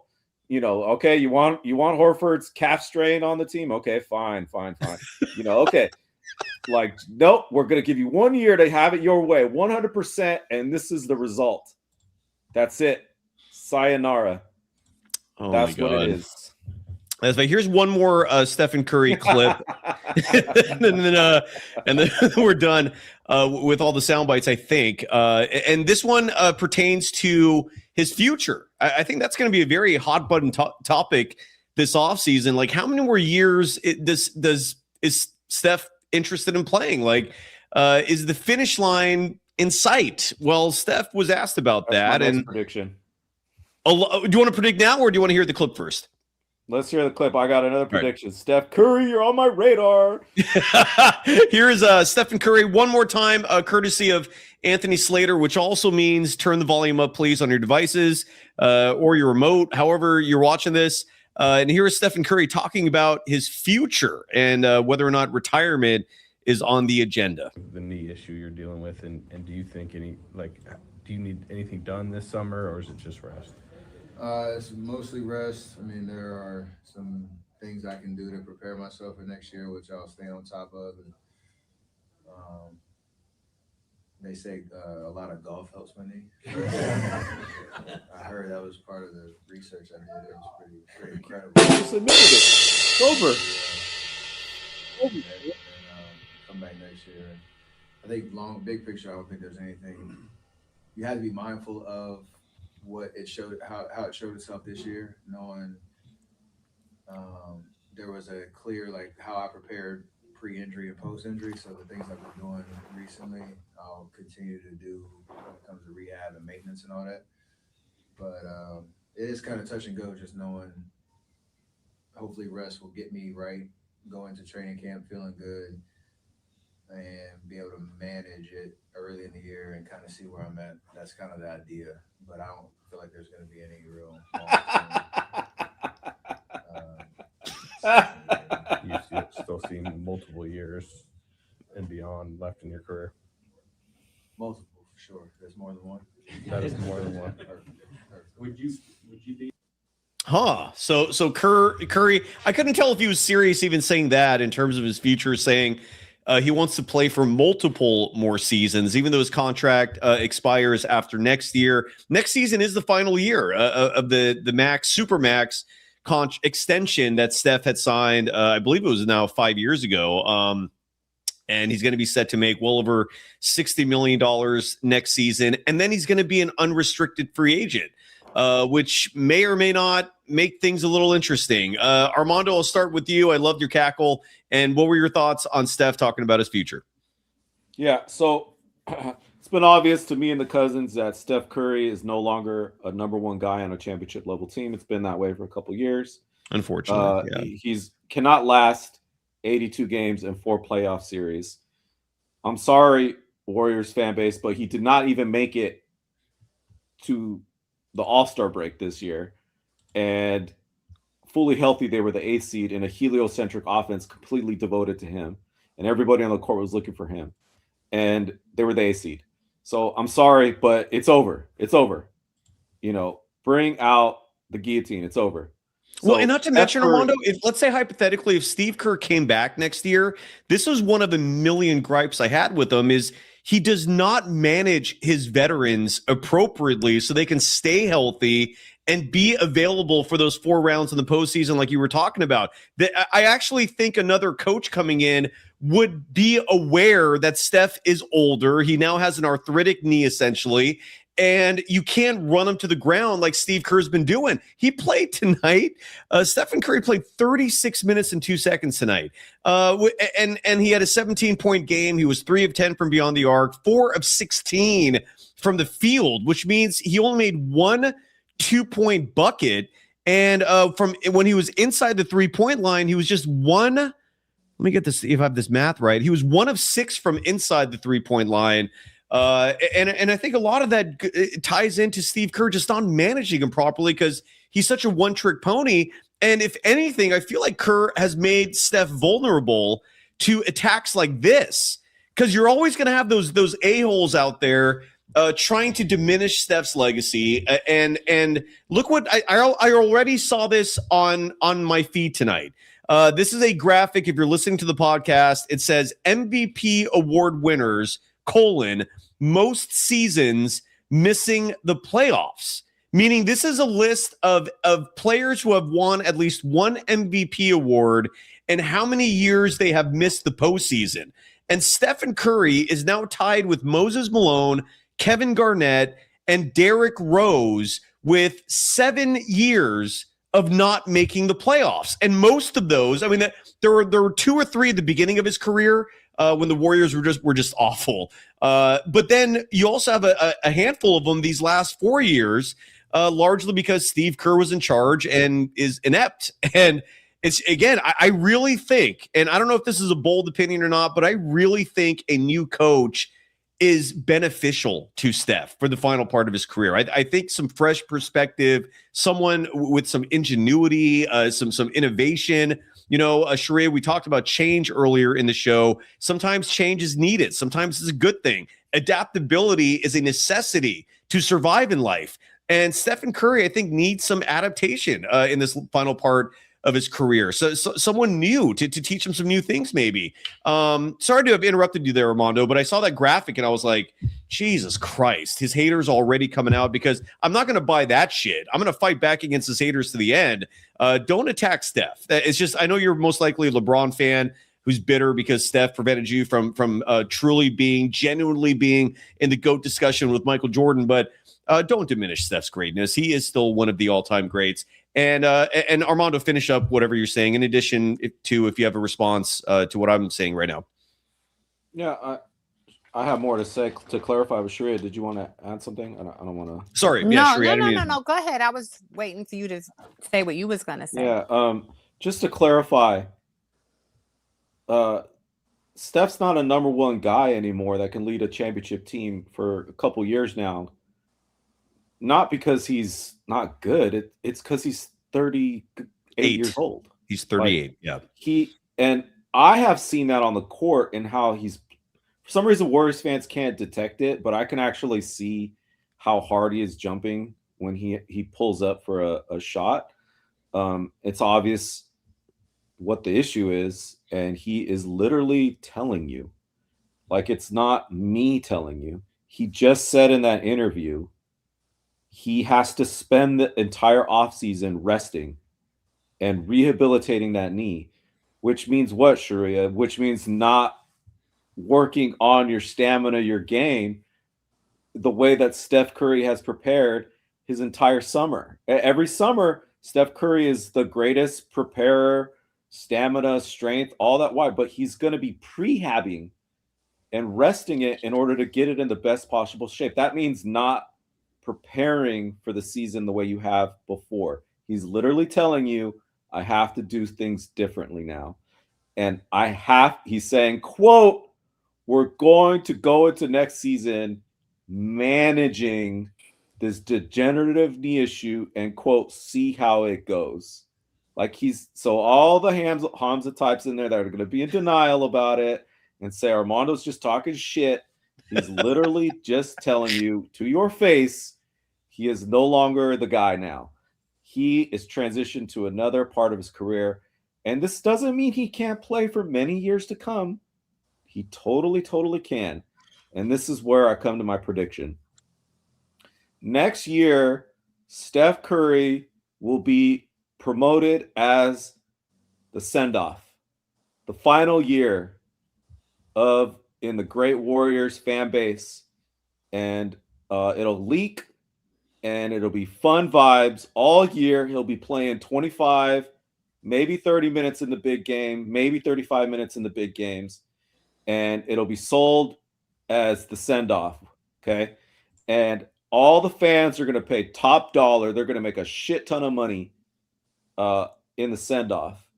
And what's going to happen is he's going to get the LeBron treatment. The LeBron treatment this year. Right now, do we want to extend that guy? It depends at what number. And it's going to be the writing on the wall. It's just going to be like Joe Montana. It's just going to be the last year. I would like to stay, but I am on the open market worth a lot of money. So I could go to Charlotte. I could go somewhere else and make some new money as a free agent. And so next year, he's going to be making $65 million a year as a 39-year-old vet that cannot even make it to the All-Star break. And so last year, going to be a lot of hype, a lot of throwbacks, a lot of highlights from hitting three-pointers against the Thunder 10 years ago in the middle of games. Then quick zoom to him in street clothes. A lot of that. And that's what it is. Next summer, new team. Sharia, what are your thoughts? That was a lot. I mean, I think he can do it. He just needs to have pieces around him. I feel like they put all their chips on pause, and that's not enough. I mean, he needs to have pieces that are under the age of 35 around him, right? Surround him with good pieces. And unless they're willing to do that, then, it's going to be the part 2 next year. Oh, and Armando predicting a farewell tour being marketed for Stephen Curry. It's going to be interesting. The final year of his contract. Couple of paid chats here. Brooklyn Opinion dropping a $4.99 chat. Thank you, sir, or miss. I actually don't know what the gender is. Saying it's Kuminga's fault that the Warriors did not make the playoffs. ... Wow, look how much better the team played since he was traded. ... Pajemski carried the team to the playoffs. Laughing emojis. # fire Kerr. Chef's kiss. Great chat. Deserves an applause. So let's give this gentleman or lady one. Just some good old-fashioned sarcasm. And this one, some hatred. But hey, at least you paid money for this. So that's one way you can sneak in a dig. Bay Area 7546. Thank you for the $5 donation. You could have taken a dig at me with a $1 donation, but you were nice enough to drop five ducats saying, hey, clown, Cy, how you like taking bets, right? Bet you any amount that Steve Kerr is the coach next season. I'm not taking that bet because I don't like taking bets where as much as like a flip of a coin. Like, in other words, where your probability game, it comes down to just chance. I really have no idea. All I can tell you is a direct member of this coaching staff informed me that they're not coming back next year. And we just heard all the verbiage and Bay Area. Look, I don't make bets like that because, again, that's just like a flip of a coin. And I try to be a smart gambler and bet on things that I feel like I at least have a good chance of winning. Not that I don't think that I would have a good chance of winning that. Bay Area, do me a favor, though, and follow up with a dollar amount. All you got to do is email me. The email address is very simple, warriors24pod@gmail.com. Again, warriors24pod sportsbook@gmail.com. If you are serious, shoot me an email, give me a dollar amount, and I might still take that bet, but I'm not going to bet the house on something like that when I don't really know what's going to happen for certain. Only the front office and Kerr himself have the answer to that. But yeah, and congrats on the dig. At least I got your money for that. So who is the clown really when I'm the one that gets your money? Anyway, you like the sound effect? Do you two want to see some fun awards as we start to wrap up the show? Sure. Some goofy NBA awards that an Instagram account that goes by the handle NBA's Burner, and we'll play some music underneath this. Armando, you down for this or no? I wanted to say one more thing though. So Please, I'm sorry. Forgive me. Go ahead. Go ahead, please. Yeah, I don't like just talking big picture. I wanted to talk a little bit of X's and O's while I had the chance here because Take it away. I love talking X's and O's. Yeah. You know, Draymond Green's defense was just elite this game and last game. And one of the big reasons it was elite that no one seems to be noticing is that the Warriors largely stopped playing three guards. And they actually had some size out there. And they played against two teams that were playing four guards. And that's why it was a struggle for the Clippers and the Suns for the most part. And the Suns still whooped them. But here's the thing. I just wanted to say, everybody, like Brook Lopez, you can't play a stiff lurch center against the Warriors. That's why the Rockets lost to the Warriors. That's why the Clippers lost to the Warriors last night or 2 nights ago or whatever. It's simple. It's obvious. And here's the thing. Fresh legs are fresh legs. And, the Warriors basically didn't play any of their old guys for like 2-3 straight months to show up in one game and grift for one game and give you feel good. And Al Horford shot 4 shots, so great. The thing is, if those old guys were actually in an environment where they had, like Draymond Green said it, we could have lost every single game in the second half of the season and still been in the 10th seed. And because of all the tanking. So that's what happened. They rested their old guys for one game to make everybody feel good. They had the fresh legs, and that would not have been possible without the tanking. They wouldn't even been in the play-in if there wasn't the tanking because those old guys were not playing. And so they all felt good. They hit the threes. Kerr gets to say, we would have looked good if we injured, and I'm going to go off in the sunset. And that's what it was. This being sold, the grift. Urias Delfringer in the chat saying that the Steve Kerr apologists were asking for an apology from you, Armando, because of Al Horford's appearance versus the Clippers. And I was getting mentions like this in my chat, like, you got to go on Twitter and fight back. And it's like, who gives a shit what anyone said? No one is paying attention. The only time Twitter is relevant is when some sort of like news bomb drops. And obviously if that's a source, it came from there. But no, dude, it's the most irrelevant platform imaginable. Right. Nobody cares. Not to mention they're all quiet now. That guy Bay Area followed up, by the way, said 10,000 in terms of the bet for whether or not Steve Kerr is going to come back. Then they wrote 20,000. Then they dropped another $5 chat saying these $5 chats are chump change to me. $20,000 bet that Steve Kerr is back. Brag all you want, you fake Warriors fans. I expose clowns like you while giving them money in the process, which is kind of ironic. Here's the thing, Bay Area. I don't bet with strangers. So in order for us to actually make a bet, email me. I already mentioned the email address. I'll mention it again. It's warriors24pod@gmail.com. B, you're going to have to reveal your identity. I'm not just making a bet like that with some random schmo out there who hides behind a handle. So if you want to talk shit like that, again, congrats on the $10, but you're going to have to out yourself. Okay? Like, out yourself, and then maybe we'll have a discussion about it. But And I'm just dying to know why they're so confident that Steve Kerr is going to come back. I'm not Notre Dame. All I am in this case is a messenger. All I'm telling you is what an assistant coach on the staff told me. I'm just relaying the message. For all I know, that could end up not being true and Steve Kerr can force his way back. I have no effing idea. But if you want to make a bet like that, you're going to have to reveal who you are. So shoot that email if you're serious. And then we could maybe have a discussion, but something tells me that's just an inebriated individual, another Steve Kerr apologist who's just all up on his britches at the moment, bitter that his golden boy is on his way out. But thank you for now the $10 because I appreciate the free lunch.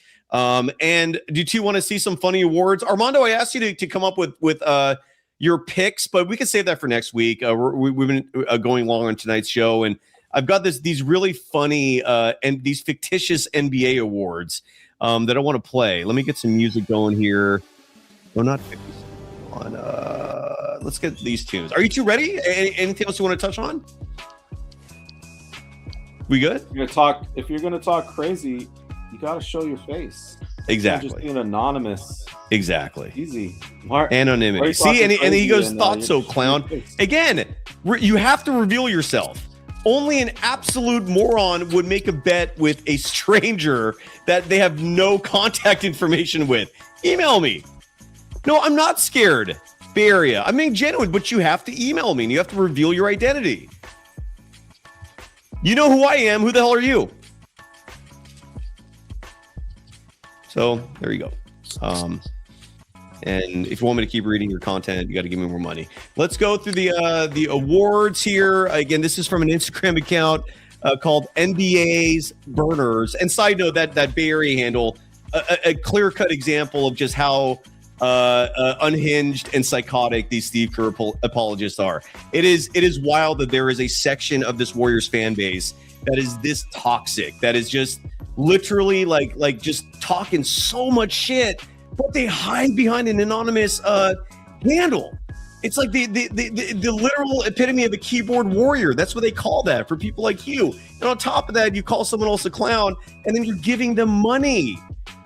What does that say about you? All right. Now, I did get an email from Marcus Barber that says testing. So now I'm wondering if it's Barber. Who, Armando, that's your favorite person in the chat, right? Armando, that's your favorite, that's your favorite person in the chat, right? Barber. Who's that? Isn't that the one guy that from Montreal who always talks shit and is unruly?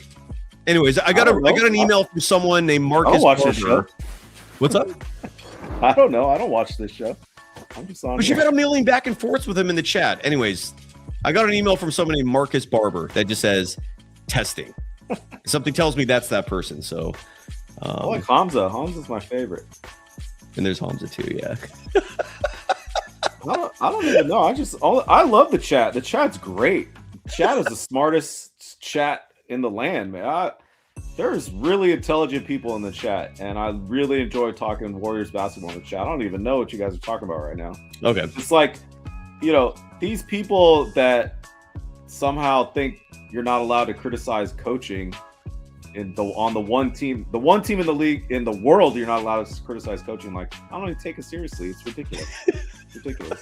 I want to share this. Who cares what they say? I know exactly.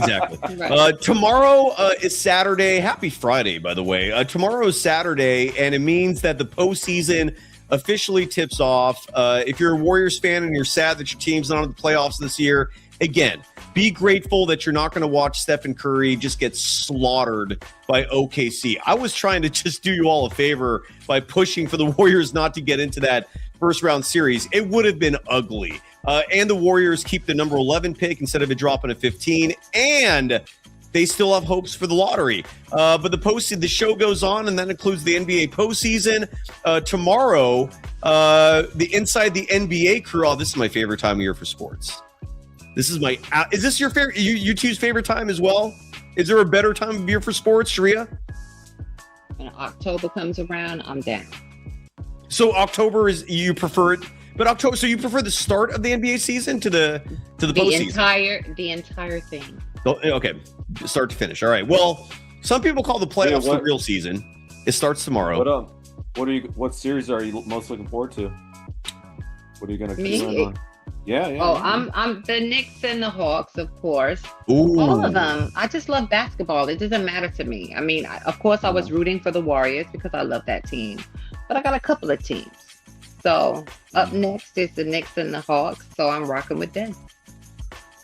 Well, these are the Armando, I want to ask you what you're most fascinated with, but before we do that, let me just read off the 8 series that's going to comprise the first round of the playoffs. The OKC Thunder, they take on the Phoenix Suns. Lakers, Rockets. Nuggets, T-Wolves. Spurs, Trailblazers. Over in the East, you got Pistons, Magic.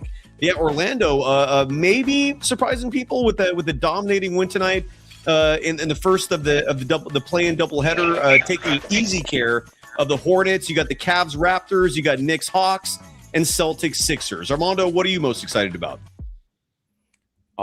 Definitely Hawks, Knicks. I got a lot to say about that. We're trying to find time to podcast again about it on Spree Rolls, right? We'll talk about it now. What are you thinking? Yeah, so I don't know if you guys heard, but Nate Duncan had a free episode where he previewed that, and he talked about a lot of structural advantages the Knicks have, and he had some good points. And I think there's a lot that I see that the Hawks can level up, but they have to find it within themselves, and they know that. I think the Knicks are what they are, and they have a lot of experience closing games, and the Hawks have not done that yet. But that is to say, watching that, you're going to see a young team grow before your eyes, and they're going to have moments of struggling. The Knicks are going to have moments of being tired, and I don't know to what extent the switching Hawks defense on Jalen Brunson is going to be better than the Hawks unable to deal with the Knicks front court players. There's going to be a lot of foul trouble. The Hawks' top 5 players are plus 22 since the Kuminga trade, and with Kuminga coming off the bench, and that's a big advantage. But how often those 5 are going to be able to play together, I'm not sure. CJ McCullough's legs I'm not sure about that. He has consistently been unable to bring it in the playoffs his entire career, and so that'll be tested again. He's 35, and they really are over-reliant on him, and so we'll see. There's a lot to see. I do want to say that, just to echo Sharia, the NBA playoffs is another sport, and it's go time. And I'm so thrilled to be here, and I'm so glad that there are a lot of NBA teams that get it and get winning basketball and are actually trying to build for the future. The Atlanta Hawks are building for next year, not this year. The goal is to get 2 wins, and it's actually a freaking blessing to see a team get it, to be self-aware. It's going to be a hell of a series. I agree with both of you that that's the most riveting to me, just because I guess to me what's most interesting in the first round is which series is going to be close, right? OKC should easily take care of the Suns. Like I would predict a sweep there. The Lakers, as shorthanded as they are. Side note, I don't know if you two saw those reports today that LeBron James might retire, and that's not necessarily breaking news. This was broached last offseason that LeBron, that this could easily be his final year. Anyways, yeah, he'll probably retire because the Lakers are not re-signing him.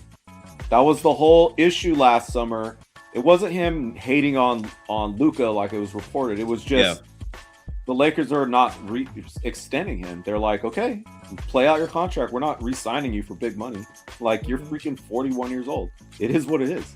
By the way, a quick clarification. Marcus Barber is not the person that wanted to make a bet with me. And I see that email now. So Marcus Barber, sorry for insinuating. Your email came right as that guy was, whoever that person was, taking shots while giving me money in the process. You know, mixed emotions, a lot of confusion there. But so, anyways, I think the Rockets should take easy care of the Lakers. I think. Nuggets T-Wolves could be interesting, but I just don't think this is Minnesota's year.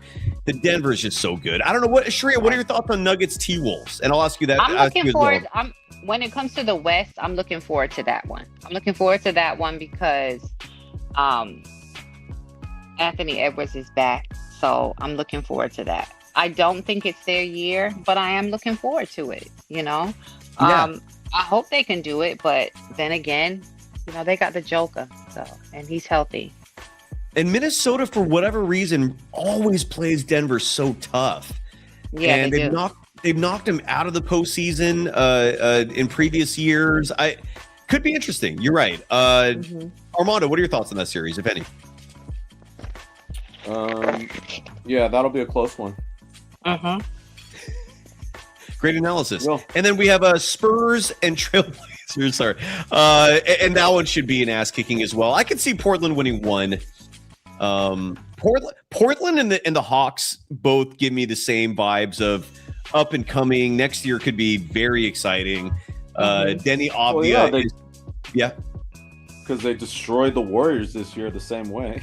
That too, yeah. But Denny Avdia to me kind of is to Portland what Jalen Johnson is to the Hawks. It's just a lot of feel-good, young up-and-comers on both teams.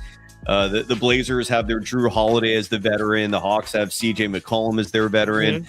A lot of similarities there, but I think the Hawks have a much better shot of winning their first-round series. Yeah, because in the East, Detroit should manhandle Orlando. That, to me, is a gross mismatch. I think Cleveland's going to take easy care of Toronto. I think the Celtics will take easy care of Philly. The gist I'm getting here is the first round will likely be very boring, with the exception of maybe New York, Atlanta, and possibly Denver, Minnesota. Right. Am I off? I agree. No, I agree. I mean, you know, when you go back to Atlanta, I didn't really speak on that, but I'm rooting for them. I love the Knicks too, but I'm rooting for Atlanta. They just don't have the size. And that's the issue. They don't have the size. When it comes to Cat playing Atlanta, he's feeling like a big dog. And then you put Cat against any other big man in the league, not so much.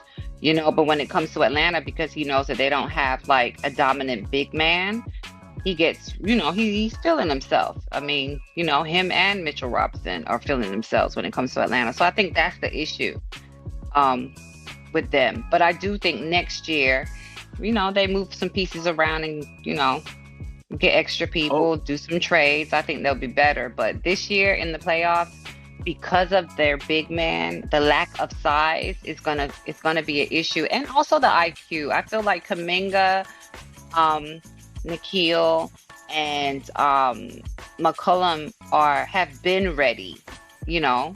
But I think that the rest of them, and I'm saying JJ included, they're a little bit shell-shocked, you know, like they haven't been there before. And to me, you can see it.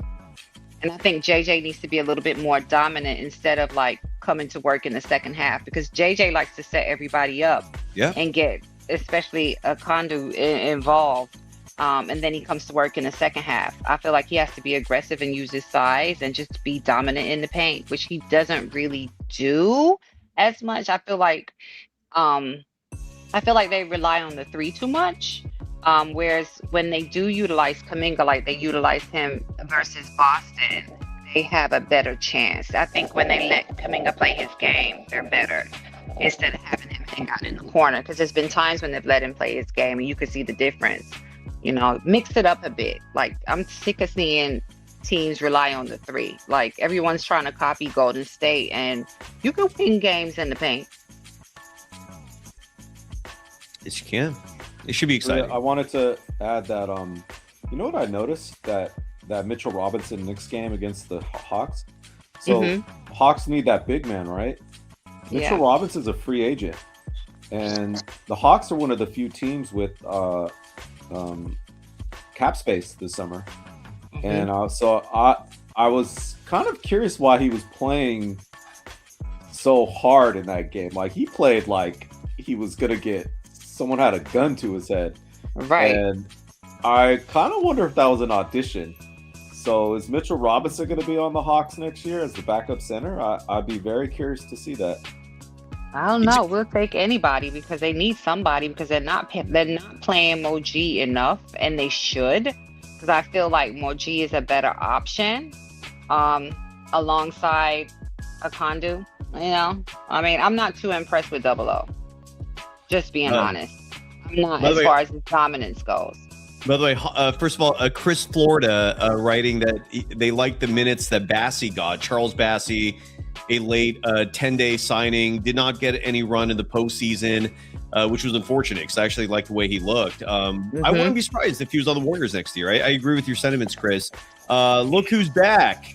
Back again. Hamza is asking, are we getting Warriors off-season shows? Hell yes. The show does not end just because the regular season does. I'm looking forward to all sorts of content being produced. This is the first time in ages, 5 years, that the Warriors have had a lottery pick.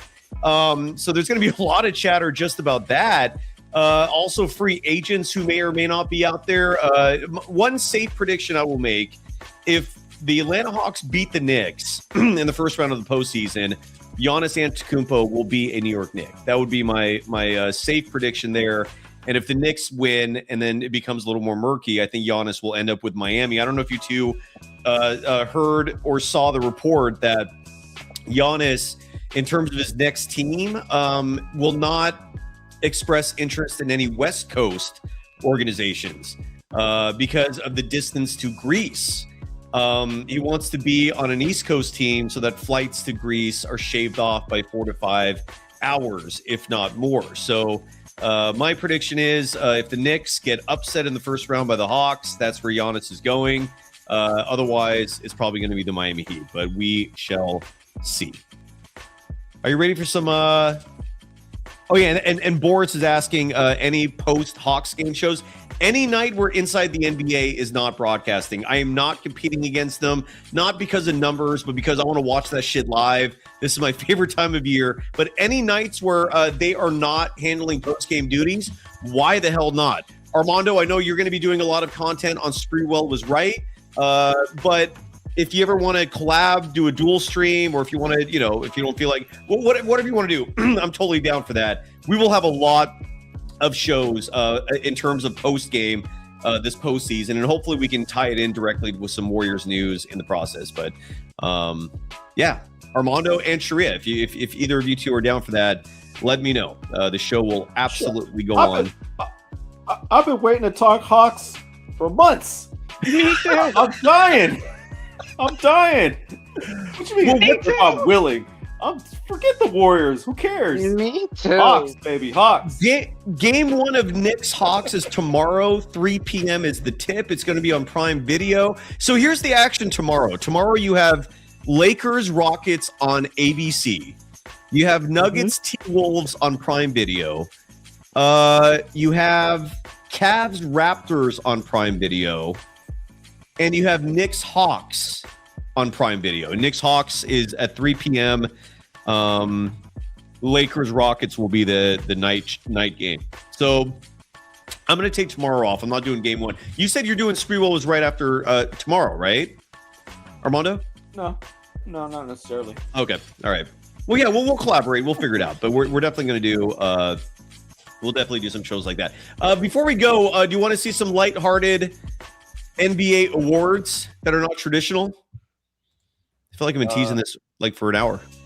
I think I'm gonna go to bed. So. No. Just stick around. Just stick around for this. Come on. We'll be done right after this. All right. Sharia is on East Coast time, Armando. It is 11:47 p.m. right now Pacific. That means it's 2:47 where Sharia is, and she's got more gusto than you. You can rally. I'm on fumes here at the end of the semester, man. I don't want to hear excuses, man.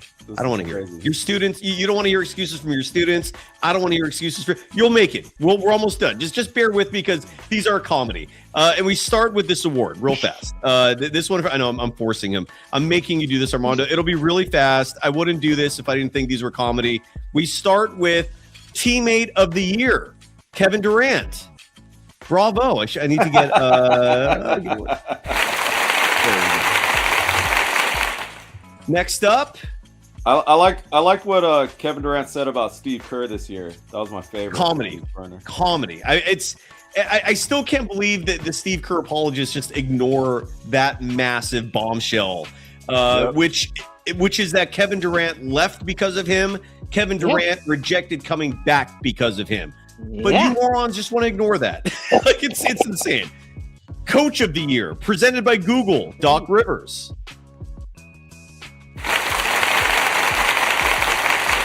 Steve Kerr, runner-up. Steve Kerr, runner-up. You're right. All NBA worst team: Lonzo Ball, Killian Hayes, Grady Dick, Patrick Williams, and Miles Turner. Who was them trade? I feel like you can go worse than that too. Killian Hayes, I get. Lonzo had a bad year. I get that. Patrick Williams, I get. Miles Turner, to me, is the antithesis of most improved. He's like, if they had a least improved award, you'd probably give it to him for the money that he stole from the Bucks while doing practically nothing. Grady Dick, I have no idea. I don't know if he did good or bad with the Raptors this year, but 6-man pods, good one. Well, he's in this. He's going to get an award too. Co-valid White Boys of the Year: Cooper Flagg and Con Knipple. Those boys are going to take over this league in the very near future. Did he wave back Player of the Year? Chris Paul.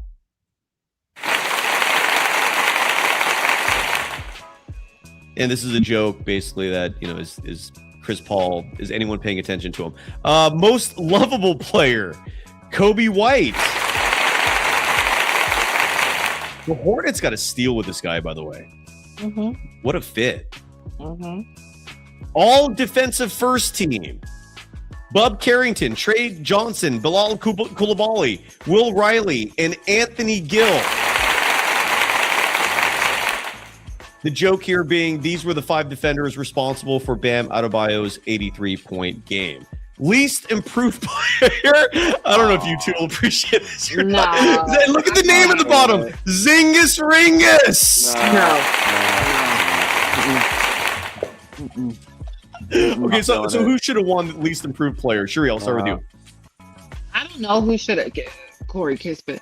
I don't know who should have won that, but not Zach. Zach is getting the Kaminga treatment.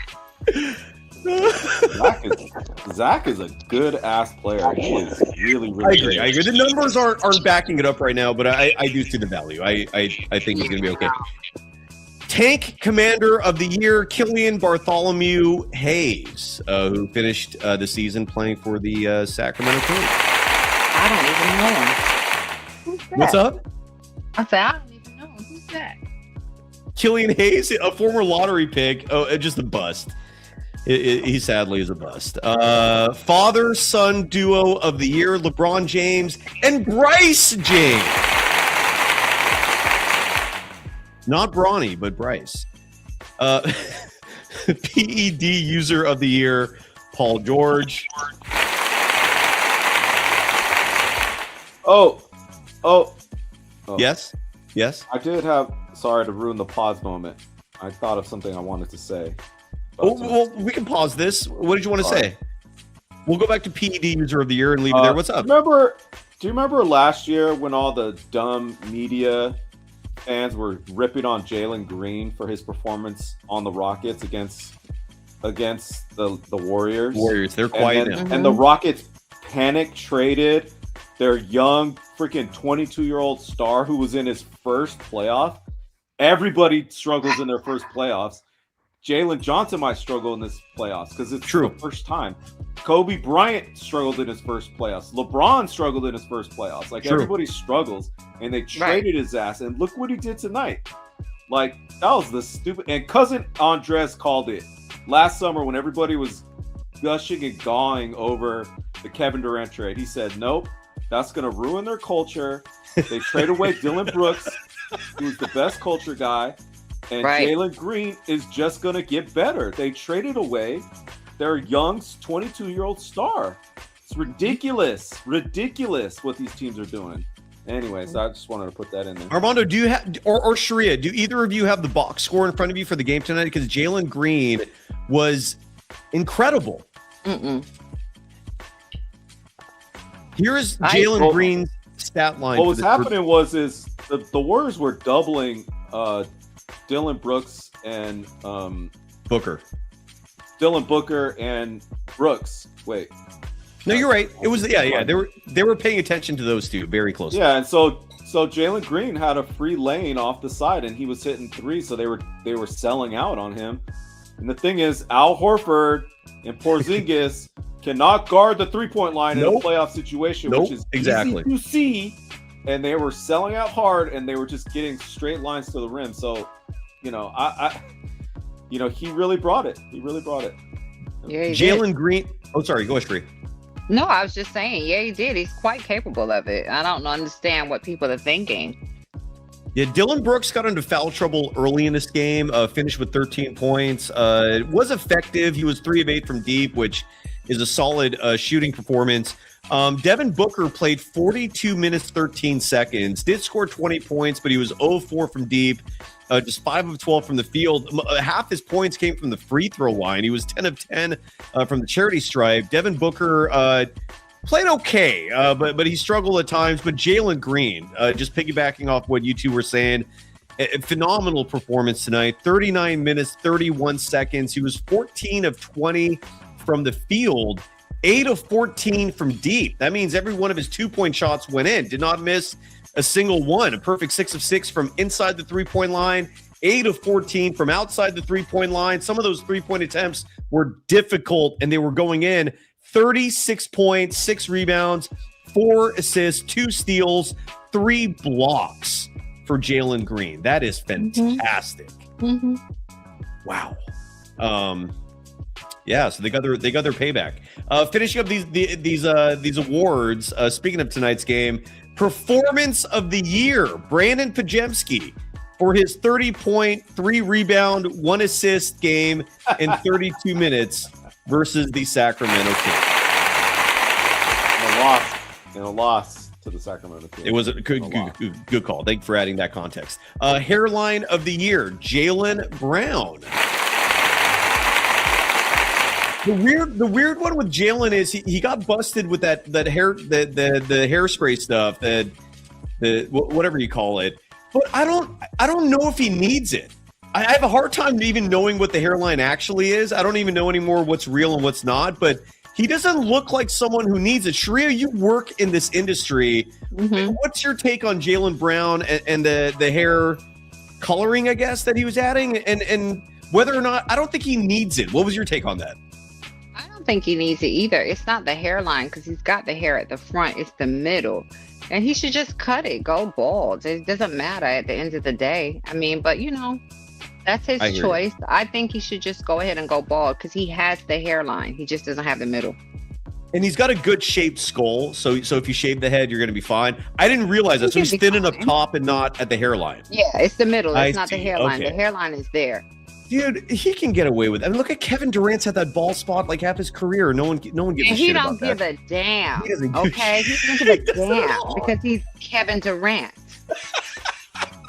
Okay? Kevin Durant cares about nothing. I think that's the impression. Care about that? I like it. I like KD. He doesn't have pets. He doesn't have relationships. He has to say he don't give a damn about no relationship. He doesn't give a damn about what the fans have to say. He don't care if you catch him with a burner. He don't care about none of that because he's Kevin Durant. And he's going to give you that work every single time. It's incredible. All he cares about is basketball, Twitter, and video games. I think that's it. Yeah. I don't have a problem with it. I don't either. At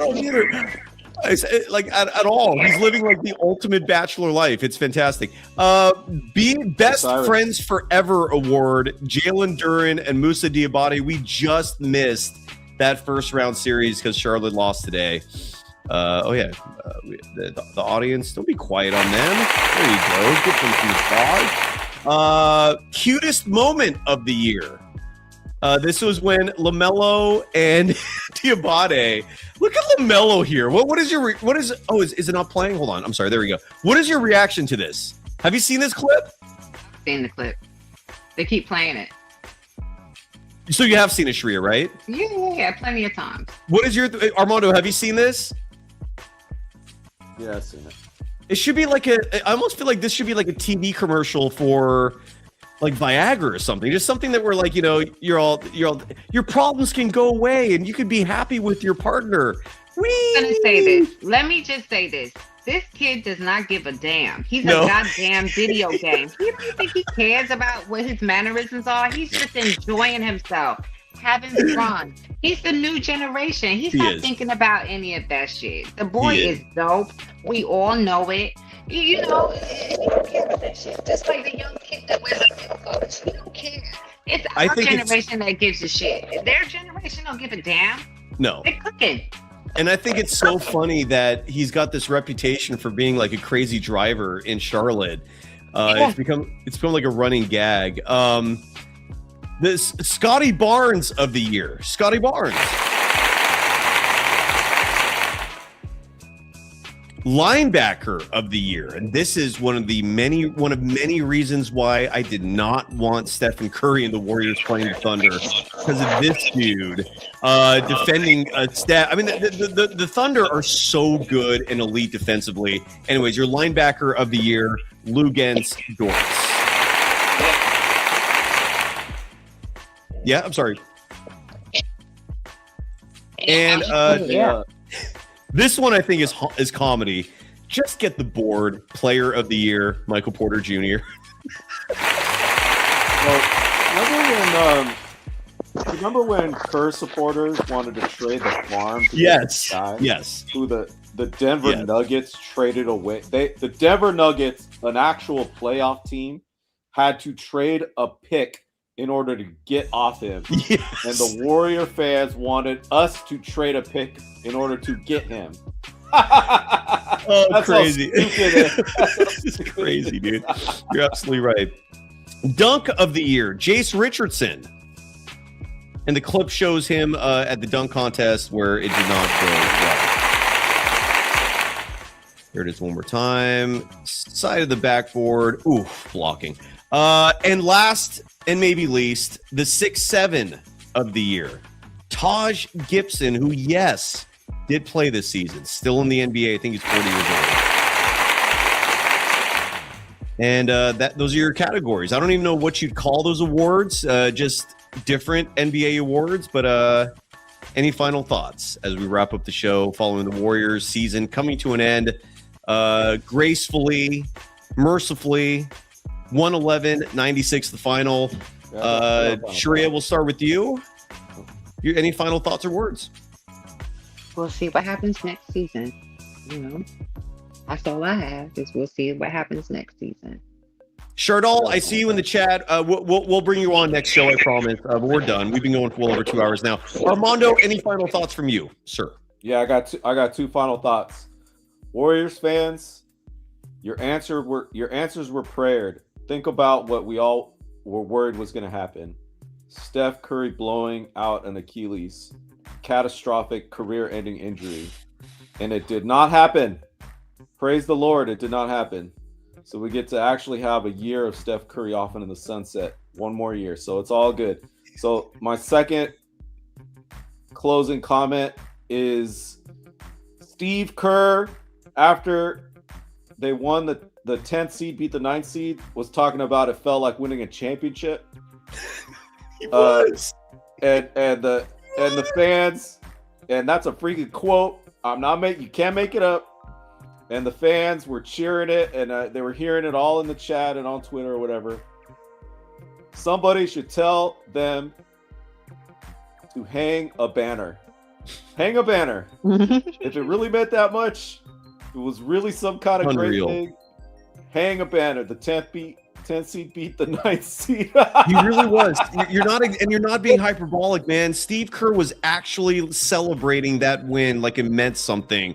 And all I could think of when I was seeing those comments or seeing those attributions was, you corny. That's all I could think. It's corny. Great job, Armando. Thank you, brother. And again, now moving forward, starting next week, we'll have these scheduled, not super late. I'm still sitting on a new open for our weekly collaboration. So starting next week, happy hour will happen at happy hour, and I'm elated for that. And Hawks. Yeah, Hawks. And Sharia, and Armando, this extends to you. We got a new sponsor, and we're going to roll this campaign out formally in the near future. It's from Sunrun. It's a company. They're a subsidiary of Tesla. It's incredible. And the individual who set this whole thing up, you'll meet him, Horace. You're amazing. But hopefully, this in turn will let me hopefully pay you two. I mean, I want this to be, a bigger thing. And we're going to give out for all new Sunrun customers, they're going to get free Golden Days swag from our store. I'm elated about this. And Sharia, again, I hope we can do like an actual paid weekly segment with you. I'm looking forward to that. But for now, Sharia, any final thoughts from you as we wrap up the show? It's been real and let's go for it. Before we go, real quick, Poison Clan in our chat just wants to hear some tattoo. This might be the last time we have the need to play this because Steve Kerr was the man responsible for the Hobbits. I must have done about 100 miles. But he was yeah. No, I don't know. It's not worth it. No more tattoo. I want tattoo gone. And that is why one of many reasons why we're potentially celebrating the end of the Steve Kerr era. Yes. Flying down from the sky. Good news. I hope. It's not official yet. Someone wanted to bet me $20,000 tonight that he thinks Kerr's going to stay, and we don't know for certain. So I'm not that confident. But Armando, are you confident Kerr's gone? That's my prediction. Yeah, I could always be wrong. Sharia, are you confident Steve Kerr's gone? It does look like it. It was giving goodbye. It was giving goodbye at the end of the hugs and all of that. And Draymond with the, looking all skeeved out. It looks like it, but I don't know. The Warriors always has a trick up their sleeve. Exactly. He's such a wily character. It's until it's official, I can't feel good about it, but it's looking that way. Sharia, anything you want to promote before we go? No. Armando, I'm sorry, what? Just the Hawks. Yeah, tomorrow, game 1. We'll have a group chat started because and Evan, and again, I want Evan because I know Evan's rooting for the Hawks. Evan Ball, your good friend Armando, a writer for the Taylor Sheridan universe, unbelievable. How did you two end up being these like prestigious professionals? Like you end up being a tenured professor at UC Berkeley. Evan Ball becomes a Hollywood legitimate script writer. Like, did you two know you were going to make it when you were friends as youngsters? We were just trying to survive like everybody else in this country. Well, bravo, because you two made it. Bravo. And we'll have one more thing. come. Yeah, Mike Dunleavy needs to go right alongside Steve Kerr. Clear the house. Public relations. Yes. The ball boy. Look, we're gonna have that. We're out. My theory is Joel Lacob is gonna give Mike Dunleavy Jr. the test this year. Let's see what you do. Who are you gonna hire as your coach? What are you gonna do with Steph and Dre and Jimmy Butler's final year? What are you gonna do with that draft pick? That's my theory on this. Like I don't think Mike Dunleavy Jr. is gonna get purged this offseason, despite me personally wanting it. I think you could do a hell of a lot better than him as your GM, but that would be my guess. Jonathan Kuminga makes the second round. Mike Dunleavy's getting fired. Oh, I was going to ask you that. Okay, you said Steve Kerr is out of here, which I'm hoping. Do you think Mike Dunleavy's going to be here? Yes. My guess is, my hunch is, like Joe will essentially put Dunleavy in the spotlight. Okay. And basically put the impetus, the pressure on him to fix this. And that's going to start with his coaching hire. And look, maybe all we need is a year to see whether or not we can judge him. And there's a very strong possibility it could be like 1 year and 2027 rolls around and Joe's like, F this, I'm going to clean you out too. I mean, who knows? But my strong guess is he's back. He's now going to be in the spotlight. and every one of his decisions will be scrutinized, and let's just hope for the best. But I'm not feeling great about it. It's all going to come down to Pods. You re-sign Pods. It might. You're out. Fired. Go. And your cousin right there saying that the Warriors could have had Omni, the current Hawks GM. It's a shame. It's a shame. Yeah, what are you going to do? This might even be the worst case scenario from Let Ride. Nicholas Kerr's going to take over. Boo. Okay, we're done. On that note, it's time to run away. Sharia, you said you have nothing to promote besides just Hawks and Knicks, right? That's it. Awesome. And Armando, people can follow you on Threads at Mando_man10. They can follow you on Twitter at Armando Lara, M as in Mary. I don't know if you want them to subscribe to Spreewell Was Right, but it is available on YouTube. Yeah, we got 2 shows going on at Spreewell Was Right. We're welcoming new people. Who? I do once a week. We do with Cousin Andres. We do the Echo Chamber podcast. I'm still waiting for my invite to come on your show. I haven't. Is it in the mail? Did you send that invite out like on paper and put a stamp on it? We could barely find the time to do it with each other. So I'm teasing. But if you ever want me to come on, I'm always. The second show is with Evan Ball. We do a little live thing where we talk fun. Last show, we compared the Warriors playing grift to the growing AI bubble, and all those rich fans are actually get all their money from the AI bubble, so it's all connected. It was a nice conspiracy, so that was fun. We're almost up to 300 subscribers. Very nice, very fun. What's the schedule, Armando? Because I'm trying to keep up. You know, I got this show, I got the Hawk show. I'm trying to figure out the schedule. When can I look forward to it? Like, just random? If it's random, it's fine. Because I set up an alert. It's random. It's totally random.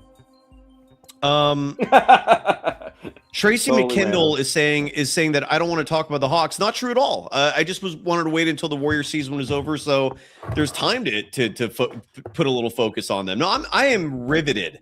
I'm going to be watching because I think it's a safe conclusion we could all come to that Knicks Hawks is the series of the first round. Maybe in the West, Nuggets T-Wolves is in the conversation too, but I'm glued. I'm all in. We're definitely going to have some shows immediately following that. Maybe we'll do a dual stream with Spreewell Was Right. But no, Tracy, we'll definitely talk about that in the whole postseason. Because look, once the playoffs reach round 2, shit's going to get real. Like there are going to be some series. Like Spurs Nuggets, I think is the one that people are looking at most closely. But there are a lot of fascinating, compelling matchups to look forward to. And no, I'm curious to see how Kuminga does, man. JK's going to be playing for a new contract. The Hawks are going to rely on him. Is he the only player on that team who has a ring? Yes. There you go. So he will be needed. Yeah, we'll see what happens. I'm excited for that though. Love you too. Thank you. Are we done? Thank you. That's it. Thank you. Bye-bye.